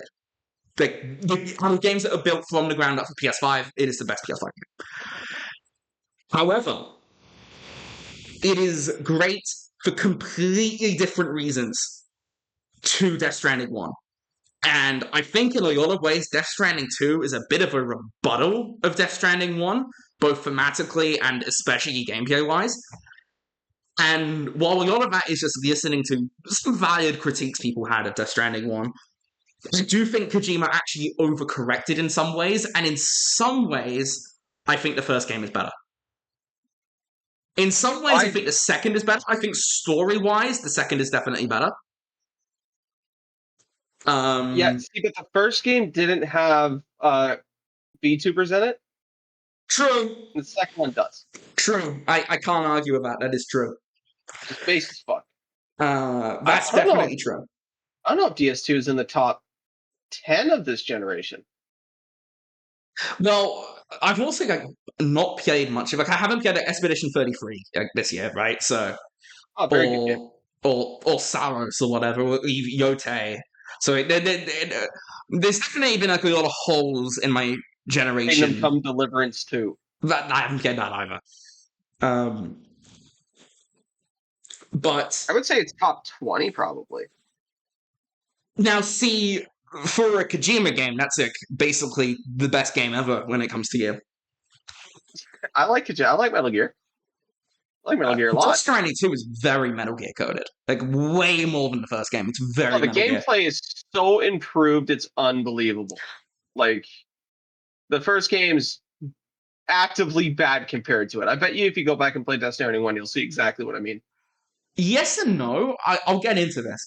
I do want to talk about the story first, so spoilers. I'm going to talk spoilers. How are we going to get into it? Full spoilers. Okay. We're just talking about the ending? First of all, I want to talk about the first few hours of the game. So, yeah, full spoilers for Death Stranding 2.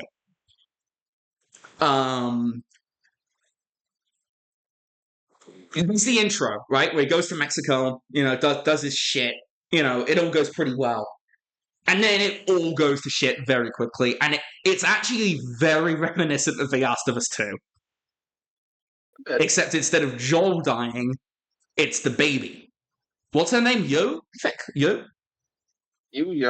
Lou? Yeah. Lou, right? Yeah, I think so. Yeah, Lou. Now, first of all, this actually did get spoiled for me in the months leading up to playing it. This did get spoiled for me, unfortunately. I think this... I'm actually not against him killing her off in principle.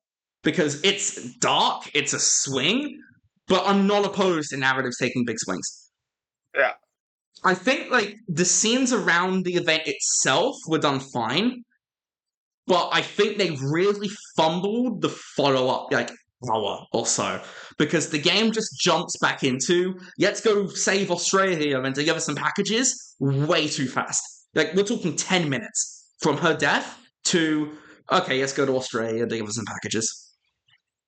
Yeah. That should have fucked Sam up, That really should have fucked him up, and there is this whole thing with him being, hallucinating her, but they never really go into that. It's all very surface level, and that's why I think the game's a bit messier than the first game, because, this is, the core event that drives the narrative forward. And I don't think it was handled particularly well.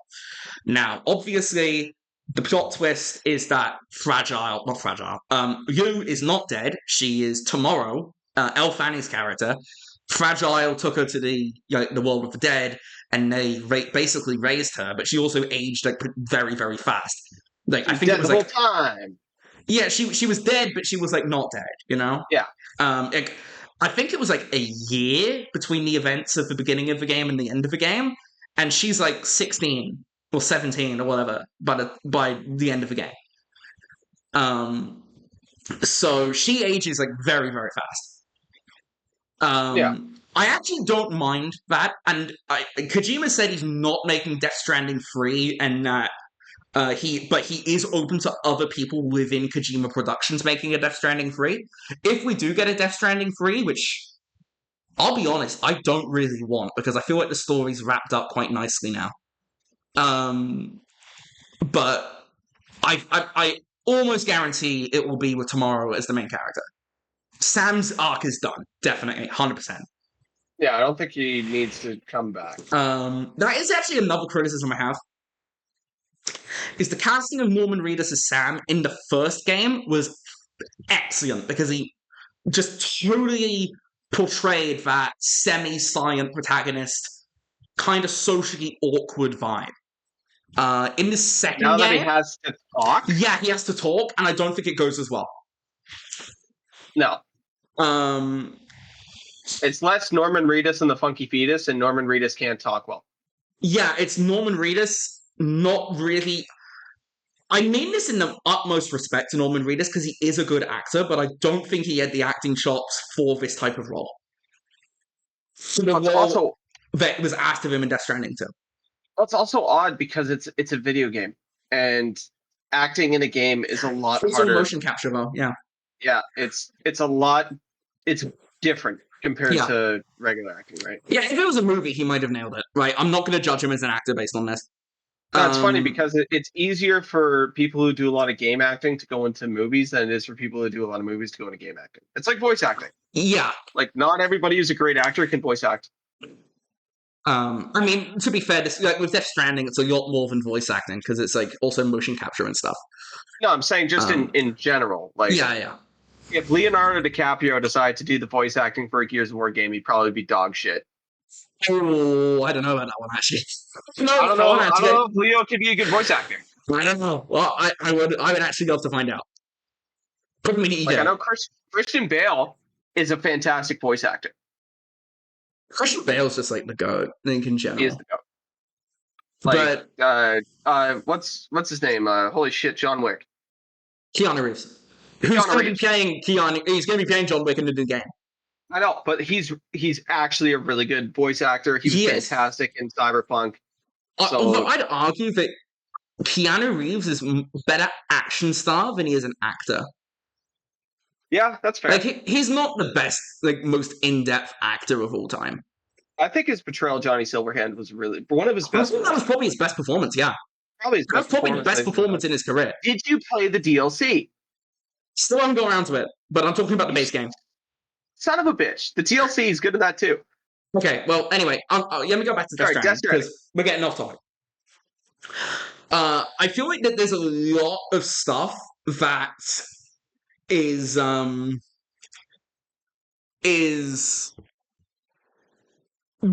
game deals with some really heavy topics, and I don't, because the core, particularly in the first half of the game, the core gameplay is go here, take a parcel to this fire, and connect into the chiral network. I feel like because they try to swap that in with like really intense, heavy cutscenes, it just doesn't really fit, and it doesn't really go that well. I also think like there's way less cutscenes in this than the first game, like way less. I feel like part of this was like there was a lot of criticism towards Death Stranding 1, because like the end of Death Stranding 1 was basically a 2-hour cutscene. The final cutscene in Death Stranding 2 is like 20 minutes. It's like a fraction. I remember my controller turning off. Yeah, it definitely, it's long enough for the controller to turn off, but it's nowhere near as long as like the S1. Yeah. Also, Nioh. I did not like Neil's shot line. I thought Really? I thought it was just Cliff all over again, like almost a total repeat of Cliff. And I thought it was in the game because they wanted to have the cool set pieces, and the set pieces were cool, but I felt like narratively it didn't really justify its own existence. See, I think I liked him. I thought he was okay. Okay, well, um, so like I get like 15 hours into this game, right? And I'm like, I like this, but I don't like this as much as the first one. And I'm like, I have a lot of criticisms, right? Yeah. The last 10 hours of this game are the best 10 hours I have ever played in a video game. I think the back third of this game is exceptional, and it's why I'm giving the game a 10 out of 10. Funny. Particularly the final mission. The final mission is some of the wildest shit I have ever seen, and it's so fucking cool.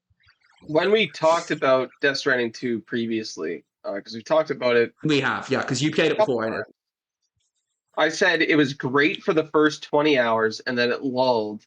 And then the Yeah, but next time we talked about it, I was like, I finished it, and the final 10 hours were fucking great. yeah, so it seems like we're kind of in lockstep on this then. So I wouldn't say it's the best thing I've ever played, but I say it was good enough to make it an 8, you know? Yeah, and for you, like Kojima 8 is basically a 10. Yeah, I'm Um, harsh on games. I really am, especially story heavy ones. so I To put think because like the ending of the game, first of all, just some really cool set pieces. Just like as an action game, the final 10 hours are really fucking good. Yeah. I think in the first half of the game, I was enjoying the gameplay a lot less than the first game. Really? Because there were so many more options, but I felt that the game was just way, way, way too easy. I didn't feel the need to use any of them. Like, the first half of the game is a cakewalk. Like, a genuine cakewalk. And Death Stranding 1 wasn't hard either. But, like, at the beginning, it could definitely be a bit arduous in a good way. And I thought that the gameplay was, because, like, the shooting's way better. Um, the just the general flow of combat's way better. There's way more combat and way more stealth. Um, The feel of the game is better. definitely. I don't Because disagree. and Kojima always does this. He's been doing this. I'm old enough to say he's been doing this from Metal Gear Solid 1 on the PS1 to Metal Gear Solid 2. The gameplay jump was huge. Yeah. He will Um, improve if for some reason they do make a Death Stranding 3. I bet you it'll play way better because every time they release a game, Kojima releases a game, the next one always plays better. yeah, Death Stranding 1 was very much like a proof of concept for Death Stranding 2. I think that's very true. Yeah. But the one issue I really had in the first 15 hours, and it's not that big of a deal towards the end because the end is much more linear, but particularly like, the section of the game when you're mostly just delivering stuff, the truck is way too overpowered. If Death Stranding 1 was a walking simulator, Death Stranding 2, for much of the game, is a truck driver simulator. Yeah, it's a driving simulator. The only time in the game actually did kind of challenge me was in the mountains. But even then, a lot of it you could drive over. Yeah. So like around the 15-hour mark, I'm like, this is good. I'm not vibing with it as much as I am first game. But like the final 10 hours are like really story heavy. And just there's like so many action set pieces. And it's just the spectacle of it all. Like, if there's one thing Kojima is remarkable at, it is spectacle. It is making things look fucking cool. Death Stranding 2 is a fucking cool game. It looks cool. The set pieces are cool. Honestly, all the equipment looks really cool. Kojima's really good at that. He's like a big engineering nerd.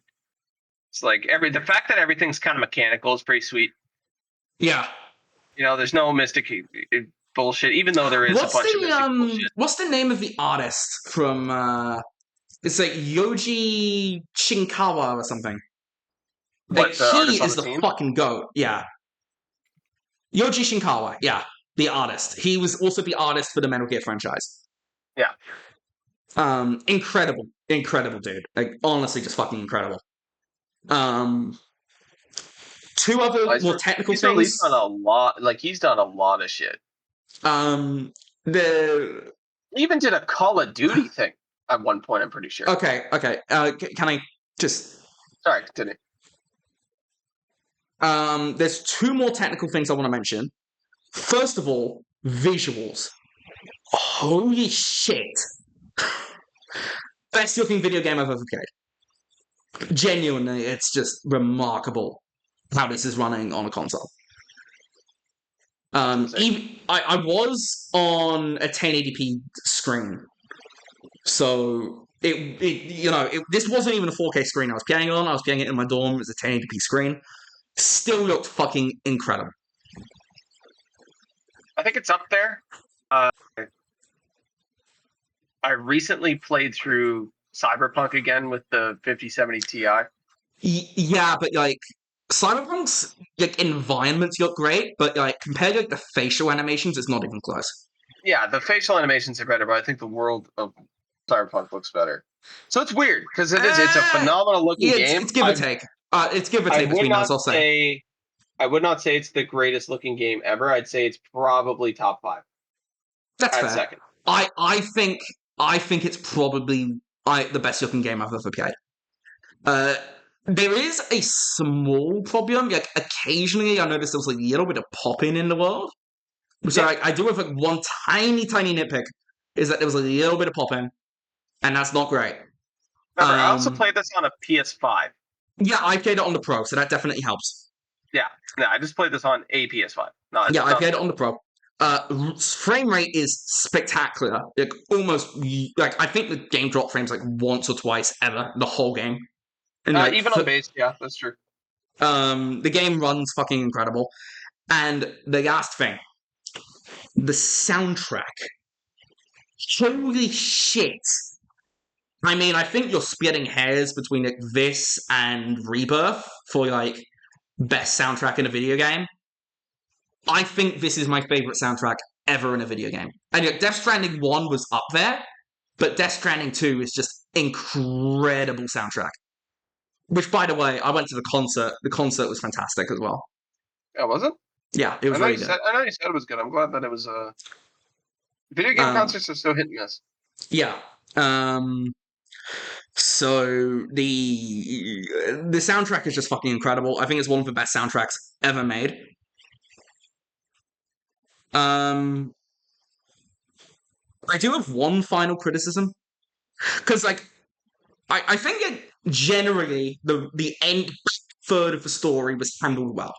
Like, the stuff with Sam and Tomorrow, and Tomorrow being his daughter, it actually kind of hit me in the feels a bit. Like, games don't really hit me in the feels very much, but Death Stranding 2 got to me. It hit me in the feels. The stuff with Sam and Fragile, and, like, ironically, the fragility of that, I feel like that was handled really well. Higgs. I still don't like Higgs. I didn't like him in the first game, and I don't like him here. Yeah, no, Higgs still kind of sucks. Not a Higgser, you know, not a Higgser. Also, that stuff with the president, like, it's like, oh, we're manipulating this whole thing, but then it gets resolved in, like, one cutscene. That didn't really work for me. That happens a couple times in this series, where, like, things get resolved randomly. Yeah, and then the end of the game's just about Higgs again. It's got nothing to do with it. It just didn't really work for me. So, like, I think it's a messier game than the first one, because, like, the first game is very singular in its vision. And that obviously turned off a lot of people. Like, Death Stranding 1 was a divisive-ass game. Like, me and you were probably the best examples of that. But for those that clicked with it, it really clicked with, right? Death Stranding 2 is trying to appease the more general public. And I think some of the magic was lost, but I also think in some ways there were also some improvements made. Did I do think overall, I don't know. I don't know which game's better, to be honest, because I think they're both very different games. Like the core mechanics are quite similar, but the entire artistic vision is so different. And I think in some ways Death Stranding 2 is way better, and I think in some ways Death Stranding 2 is way worse. But I still think they're both phenomenal games in their own right. Anyway, sorry. I needed to get that out. I've been waiting to talk about this for like a month, dude. I think the second one blows it out of the water.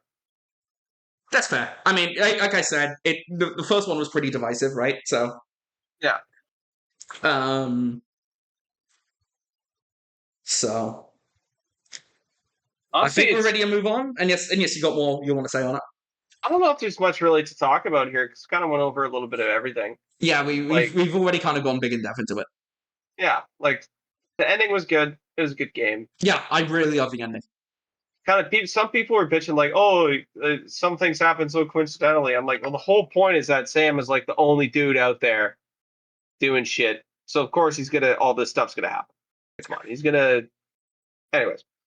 Yeah. I don't know. I'd say Death Stranding 2 is worth your time. It's unfortunate that you have to play Death Stranding 1 to understand it. You definitely do. You definitely just can't go into it without playing the first one. It's not a game where you can just hop into the sequel and know what's going on. Like, I know Absolutely when eventually, like, when the next Cyberpunk comes out, you probably don't have to play the first Cyberpunk. No, probably not. Even a game I talked about earlier, Valkyria Chronicles 4, that's the fourth game. You do not have to play the first three. Yeah. But for Death Stranding, for sure, if you want to play Death Stranding 2, for the love of God, play 1, or you'll be so fucking lost. Yeah. But going back to a point earlier where you said it was your top game of the generation. The generation started in 2020, right? November 2020, yes.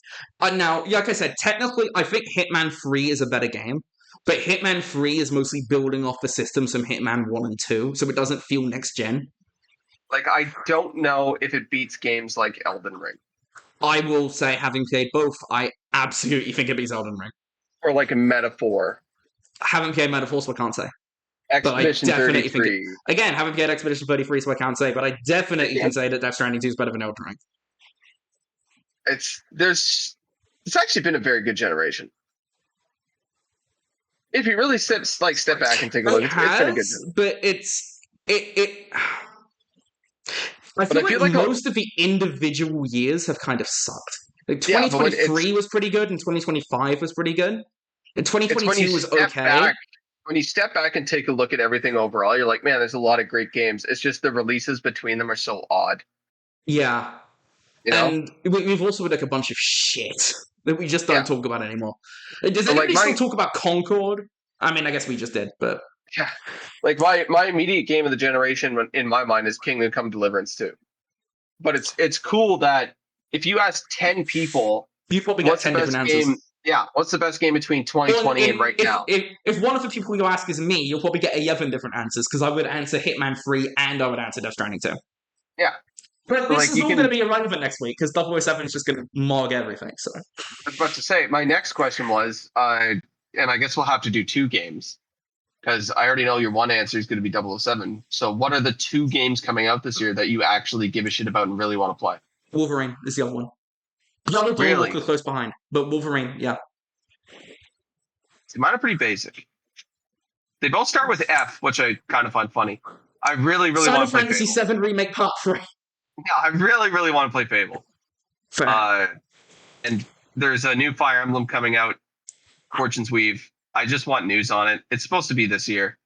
Those are the 2 games that I actually full-on give a shit about. I want Nintendo to give me a reason to buy that console.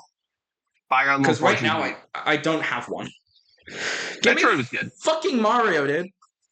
Hang on a second. Okay, sorry about that. Wherever we are, you're talking about games that are coming out, right? Fire Emblem. Oh yeah, you wanted me to get a Switch. Yeah, there's nothing at the moment, dude. There is Switch games that are worth playing, like Metroid. I heard Metroid kind of sucked. Like, I watched the skill up review of it, and you're I bad. liked it. Fair enough. It's been Like pretty if divisive, though. I think this summer, like this year, is going to be a huge year for Nintendo. What have they got? Well, they Like, just released that Pokemon Pocopia game fucking popped off. it did, but like, the Switch 2 is not selling well. It's selling really poorly, actually. So I don't. Was it on Switch 1 or was it just on Switch 2? Because if it was just on Switch 2, I have popped off no idea. is like relative, you know? Like they announced that they hit 4 million sales in like a day. It was just on Switch 2. So basically everybody that bought a Switch 2 bought that game. Yeah. Which is like very few people. Oh, how many? No, the Switch 2's already sold like 20 million units or something. Yeah, but like almost all of them have been in Japan. Like it's sold very poorly in the US. Yeah, but it's beating the Switch 1 in terms of sales to time.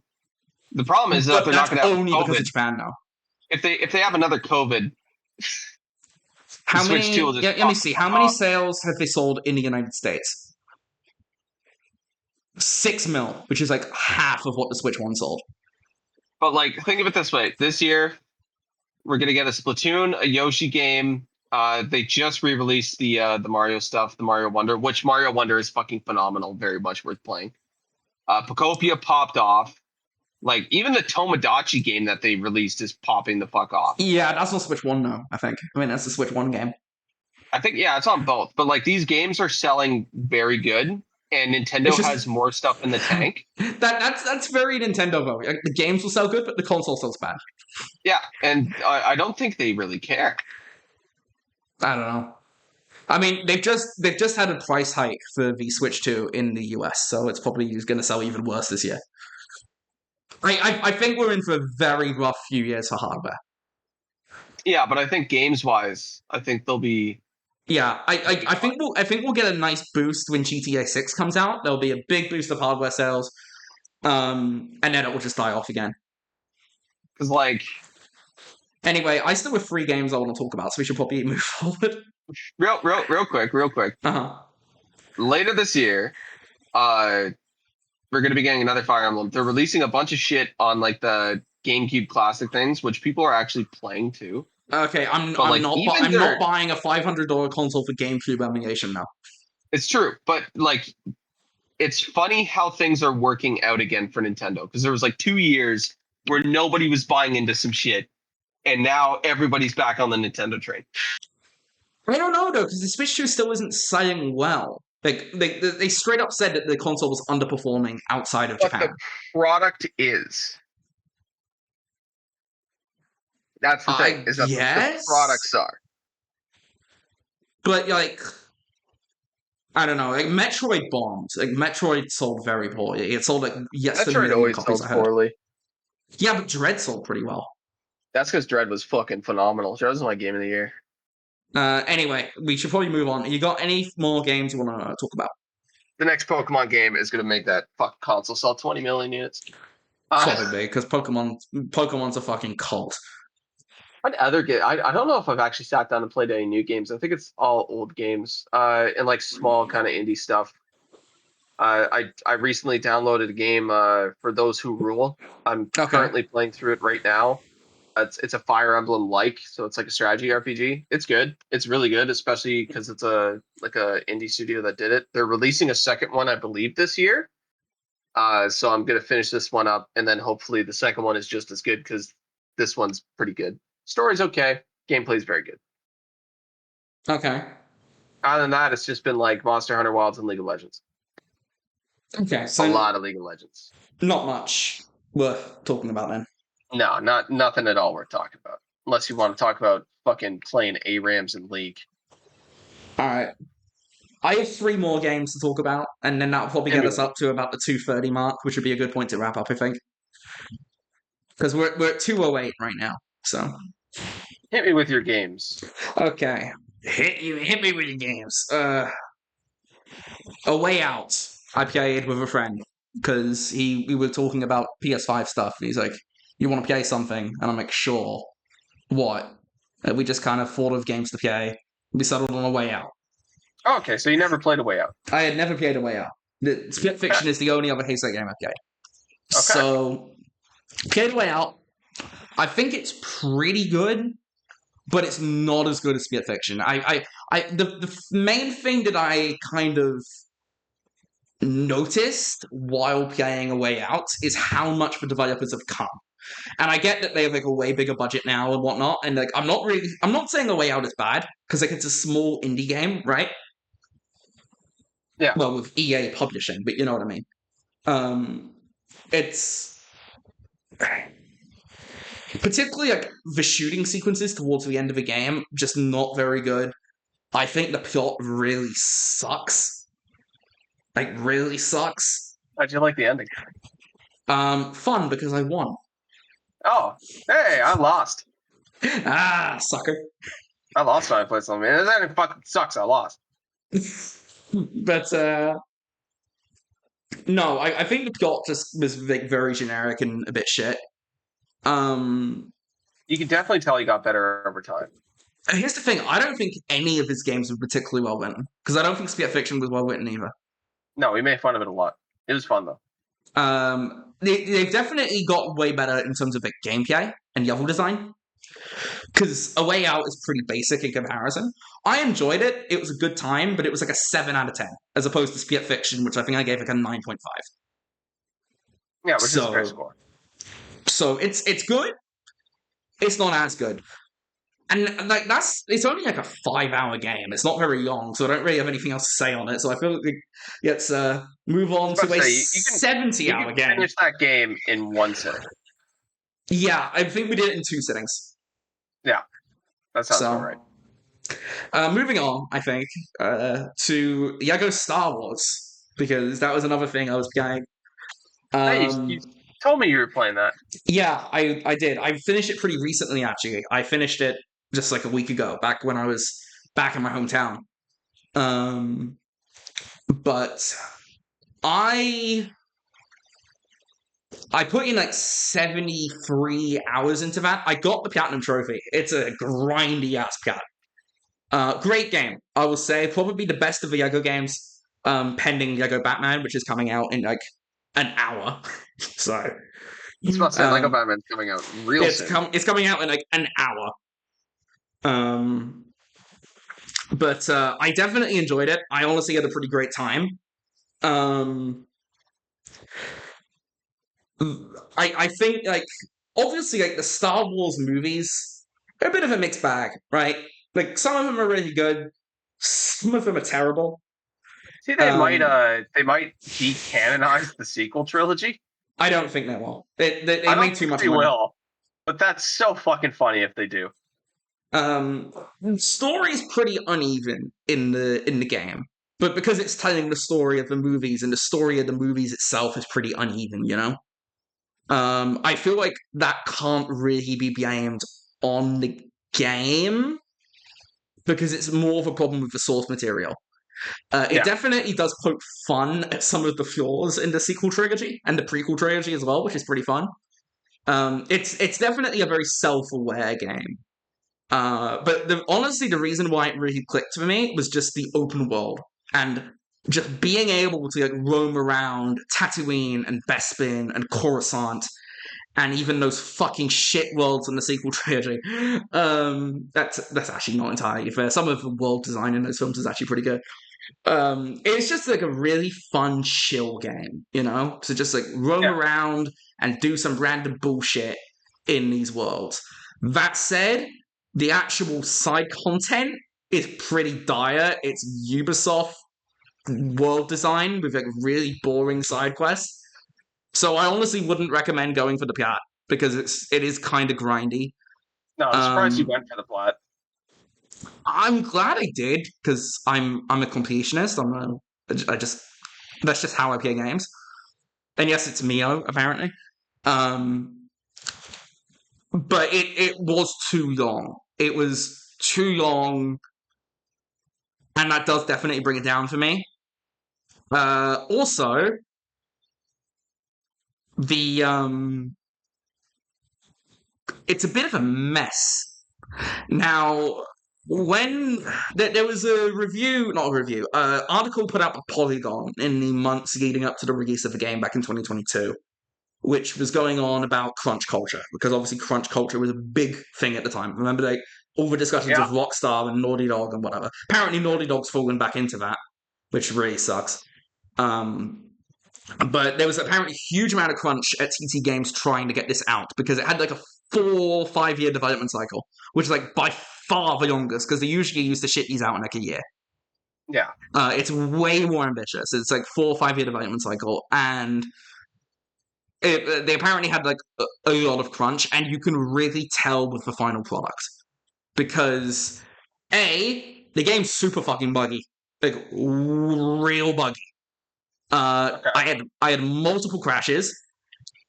Now, the game is not PS5 Pro enhanced because it came out back in 2022 and they didn't update it. So I was basically just playing the base PS5 version. But even still, the game ran like shit.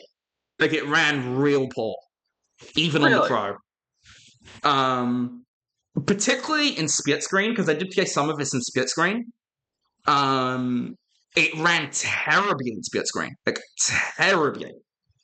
And you figure that the Pro would just offset, the raw horsepower of it would just offset any frame problems. So I just think it's just a really poorly optimized game. Pop-In, I've mentioned Pop-In a few times in this podcast. Pop-In, a game with a lot of Pop-In, like way worse than Death Stranding. Like, Red Sec also had really bad Pop-In. I don't know if I mentioned it during the Battle Royale for Red Sec. Dog shit. One of the planets in the sequel trilogy is just straight up missing from the game, Kijimi, which is a shame because it's actually one of the cooler worlds. But it's just there's a campaign mission where you go there and then you just can't explore it. It's in the open world map, but you go there and it's just empty. It's just empty space. So I have a lot of issues, but like on the other hand, I got to spend 10 hours hanging around Coruscant and 10 hours hanging around Tatooine, and that's pretty sick, man. That is pretty cool. Star Wars is still cool. Star Wars is cool. Like Star Wars is frequently shit, but it's always cool. Yeah. Except for that Mandalorian movie, which is coming up, which doesn't look like it's going to be cool at all. It just looks really dull and boring. I was very surprised. I saw the trailer for that the other day. I went and saw Devil Wears Prada 2, and that I saw Mortal Kombat last night. I want to see Mortal Kombat because I like the first one. I thought it was really dull, to be honest. Yeah, that's the whole point. I guess. I mean, the fight scenes were well done, so it wasn't a bad movie. It's like a schlocky. But the writing really sucked. It was just like, yeah. Yeah, it's Mortal Kombat. I guess. I don't know. They've been doing the same plot for like 20 years. Yeah. Maybe that's why I just found it dull. It just seemed like repetitive. It's like, they're coming to Earthrealm again. We better fuck them up. And then it's just that repeated. Yeah. Super fucking gory, though, which is like not surprising. Oh, yeah. Mortal Kombat being gory. Hell yeah, dude. But I'm glad that's still gory. Yeah, Lego Star Wars, 8.5. I enjoyed it. It was a good time. That's good. Probably would have been probably would have been. Oh shit! Habs and Sabers is going to OT. Game 7. They've been in OT. Yeah, they've been in OT for about 5 minutes. Oh shit! Don't worry, I'll let you know who wins. Yeah, okay, because Montreal were up 2-0, and if they choke, Canada's just cocked. Oh, dude, if they choke, we need to get a new leader. Might need that anyway, bro. Does Buffalo count as a Canadian team, though, given they played the Canadian anthem before their home games? Maybe. But it's like hard, maybe. They're like a dual national team, I bet. Like, it's 50-50. I really need Montreal to win. Yeah. For Canada. Great hockey, though. This has been great playoffs. Yeah. The Edmonton Anaheim series was real fun. I know. I really, really liked I like Anaheim. So I like Anaheim because I don't like Edmonton. McDavid's just going to be coming to Toronto now, which is pretty sweet. He is going to Vegas. He's not going to Vegas. He's going to Vegas, dude. I don't think he's going to the States. We'll see. All right. Anyway, one more game, and it's a brief one. It was a played it in one sitting game. So a brief one to wrap up. This Thursday, I was going to Toronto on Friday, so it's like I want something brief that I could just like play through in one day because I'm bored and I need something to play. So it's like, okay, I'll see what's on Game Pass. And there was this game called Aphelion from Dontnod, the Life is Strange people. Also made that Banisher's Ghosts of New Eden game like a bit more recently. Do you remember this from the Xbox show last year? Honest to God, no. I feel like everybody kind of forgot about it. I thought it looked kind of interesting. It came out like 2 weeks ago. Well, 3 weeks ago now because I played it a week ago. It just kind of just dropped onto Game Pass with like no hype. There's like 100 reviews for this thing on Steam. So like, it mega bombed. Like nobody played it. This is happening with more games. So yeah, let me see how many reviews are up for Aphelion on Steam. 221. It's also mixed on Steam. It's not even positive. It's 63%. Jesus. So it got pretty bad reviews actually. Like I played it, and to get my opinions on this game, you basically take my opinion of Still Wakes the Deep earlier in the podcast, copy it, and paste it because I have almost identical opinions. Okay. I actually kind of enjoyed this. I thought it was okay to pretty good. I think because it's getting kind of lambasted in the reviews. I don't think it's as bad as people were saying. I think it's like a 6.5 out of 10, which is kind of about where it is on Metacritic. But my version of a 6.5 is a lot more positive than the average game reviewer's version of a 6.5. I was going to say, if I give something a 6, that means it's like worth playing, but not the best. Yeah, again, that's kind of where I go. Meanwhile, if like IGN gives something a 6, it means they think it's abysmal dog shit. Yeah, they're just like, yeah, this game's literally unplayable, 6 out of 10. Yeah. This game shot my wife, 6 out of 10. Yeah. So I did play it. I thought narratively it was actually kind of cool. It's basically an Uncharted Tomb Raider sort of game, but without combat. Okay. There's no combat in the game. It's just platforming and stealth sequences. And there's only one enemy. There's like a big monster, kind of like Still Wakes the Deep. It's actually very tonally similar to Still Wakes the Deep, to be honest. Basically, it's this couple that crash land on separated from each other, and there's like, they're just trying to survive, and they're just platforming and shit, and like managing oxygen and stuff. It is very much Uncharted light, but it's like I'm a sucker for that type of game. Like I'm a real sucker for the linear narrative adventure type of game. So I really enjoyed it, to be honest. Sorry, what? No, I just said Uncharted, like the Uncharted style of game is just good. Yeah, I do enjoy it. It's an easy way to hook me. Yeah, I enjoy platforming and grabbing onto high edges and stuff, and it's just fun. Yeah. So the story I actually did quite like. It's just like about like it's mostly about this couple and like the struggles of this couple. And I feel like it was actually quite well done because you don't really see much in the way of like romance stories told in video games. You have like optional romances like Yen and Triss or whatever. Yeah. But you don't have much in like narrative games about a romance, right? I guess you could say like Nate and Elena from Uncharted, or Ellie and Dina from The Last of Us 2. But like beyond that, there's not much. Or Joel and his golf club. Also in Last of Us 2. Oh god, yeah. Spent like a good 10 minutes kissing it. That golf club really made some love to him, yeah. Yeah, it did. Fucked him up real good. Yeah.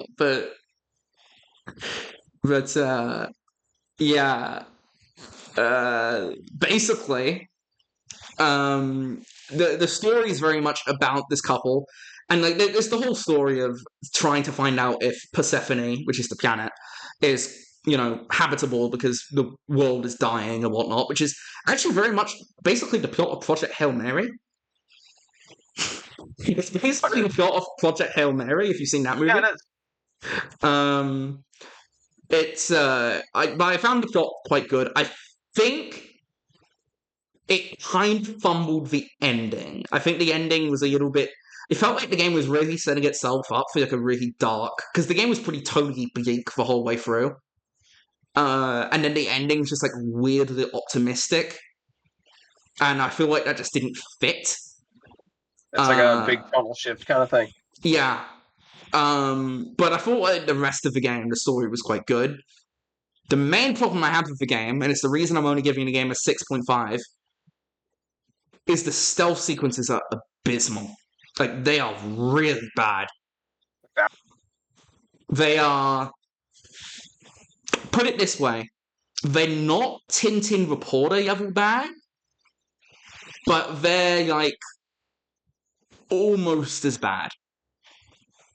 They're up there. They're really bad. They're really basic.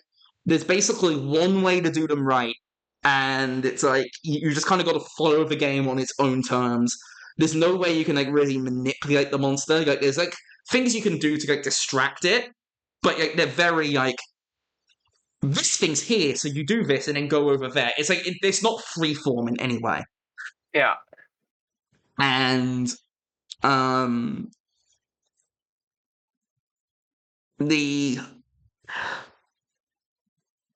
I just feel like the stealth sequences really bring it down. And beyond that, like I said, there's not much gameplay. There's some pretty easy platforming, but beyond that, that's pretty much it.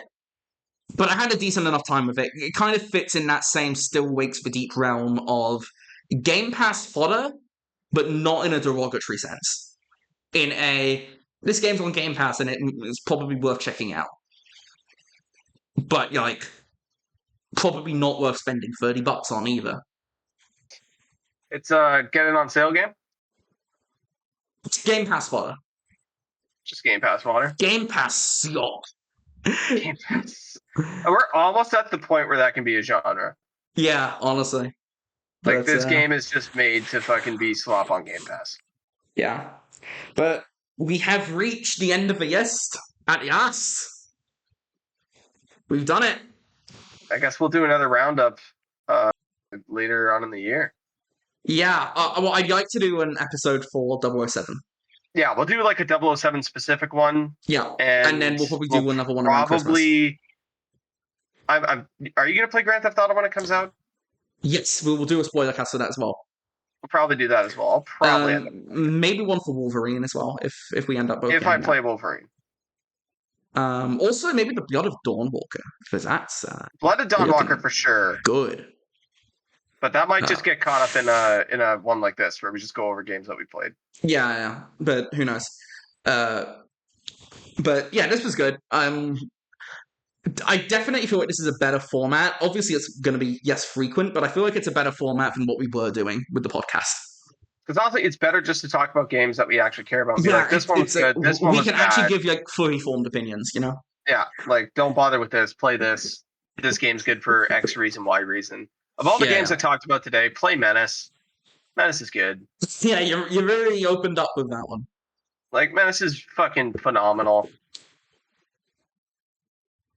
There's a lot of strategy games I've been playing. Yeah.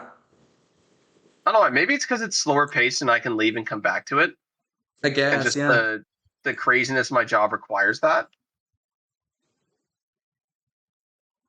It's like, hell, even setting this up, you're like, hey, is this time work? I'm like, nah, I work until 9 p.m. Yeah, I know. Like, yeah, I get to work at 10. I get up at 9. Yeah. So. But overall, I think it's going to be a good year for games, man. I think it's going to be good. I mean, I'm still, like, pretty busy with stuff. This summer is pretty... I'm going to try and catch up on my backlog a bit over the summer, but there's also the World Cup, so that's probably going to take up a lot of my attention. Yeah. I'm going to play Forza tomorrow. I'm going to play 007. And then we'll see where we go from there. There's also that like Beast of Reincarnation game from Game Freak. I'll be very interested to see how that one goes. The Montreal Canadiens have officially won. No, you dramatic pause. I dramatic pause that shit. Yeah, they did it. Sabres are not fucking happy. Montreal did it, boys. That was too close. Very much too. The fucking Sabres look devastated, dude. Oh yeah, well the Sabres. Like, I don't think anybody expected the Sabres to make playoffs this year. Even their team, even their fans. Their fans did not expect this. Yeah, it was a real overperformance.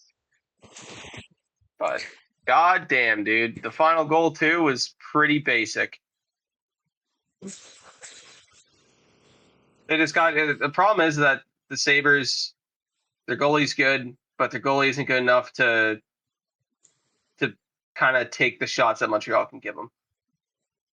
Yeah. But, so it's Habs and who are they playing? It's Carolina, right? Yeah. I think Canes the Habs in 5. Canes in 5. No, Habs are gonna take the fucking cup. Vegas is gonna win the cup because it's gonna piss off the Leafs fans. Marner is never gonna get a cup. Marner is gonna win a cup within the next month. I don't think Marner's good enough to get a cup. I hope they don't, because they employ Carter Hart. Then I don't want him to see any success. But genuine opinion, I don't think Marner's good enough to get a cup. It would be very funny if Mitch Marner won a cup the first season after leaving Toronto. That would be hilarious. I do agree, but I don't think it'll happen. You see, getting Gavin McKenna, fuck me. Hey, look at that! The first time we get a first round, like the first pick. The first time, and it's the one time the Canucks were supposed to get it. Fuck you. Yeah, didn't you get Austin Matthews? You got Austin Matthews first overall. Yeah, we did, but that was the last time we had the first pick. Yeah, it was the last time. It was also the last time you missed the playoffs. Yeah. So you basically won two draft lotteries in a row. It's amazing. It's almost like it's the biggest hockey fan base on the planet. It's rigged. Gary Bettman is rigging it for Toronto. Guaranteed. Oh, overall guaranteed, dude. Come on. There's no way. There's no way that it isn't. Oh, God. Come on. That's crazy. Yeah.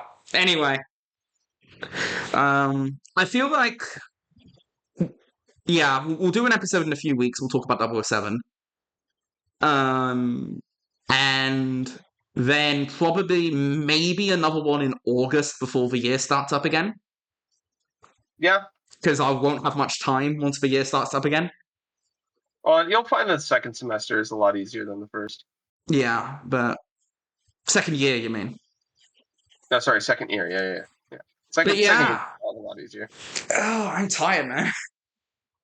I do want to talk to you real quick after I wrap up the podcast. So let's just wrap up the podcast now, I think. Yeah, let's wrap it up. All right. Thank you guys for listening. And we'll catch you with the 007 podcast. So that'll be good. That should be good. If it's not a 10 out of 10, I'll be disappointed. Have a good one, everyone. It's going to be an 8. We'll see. See ya!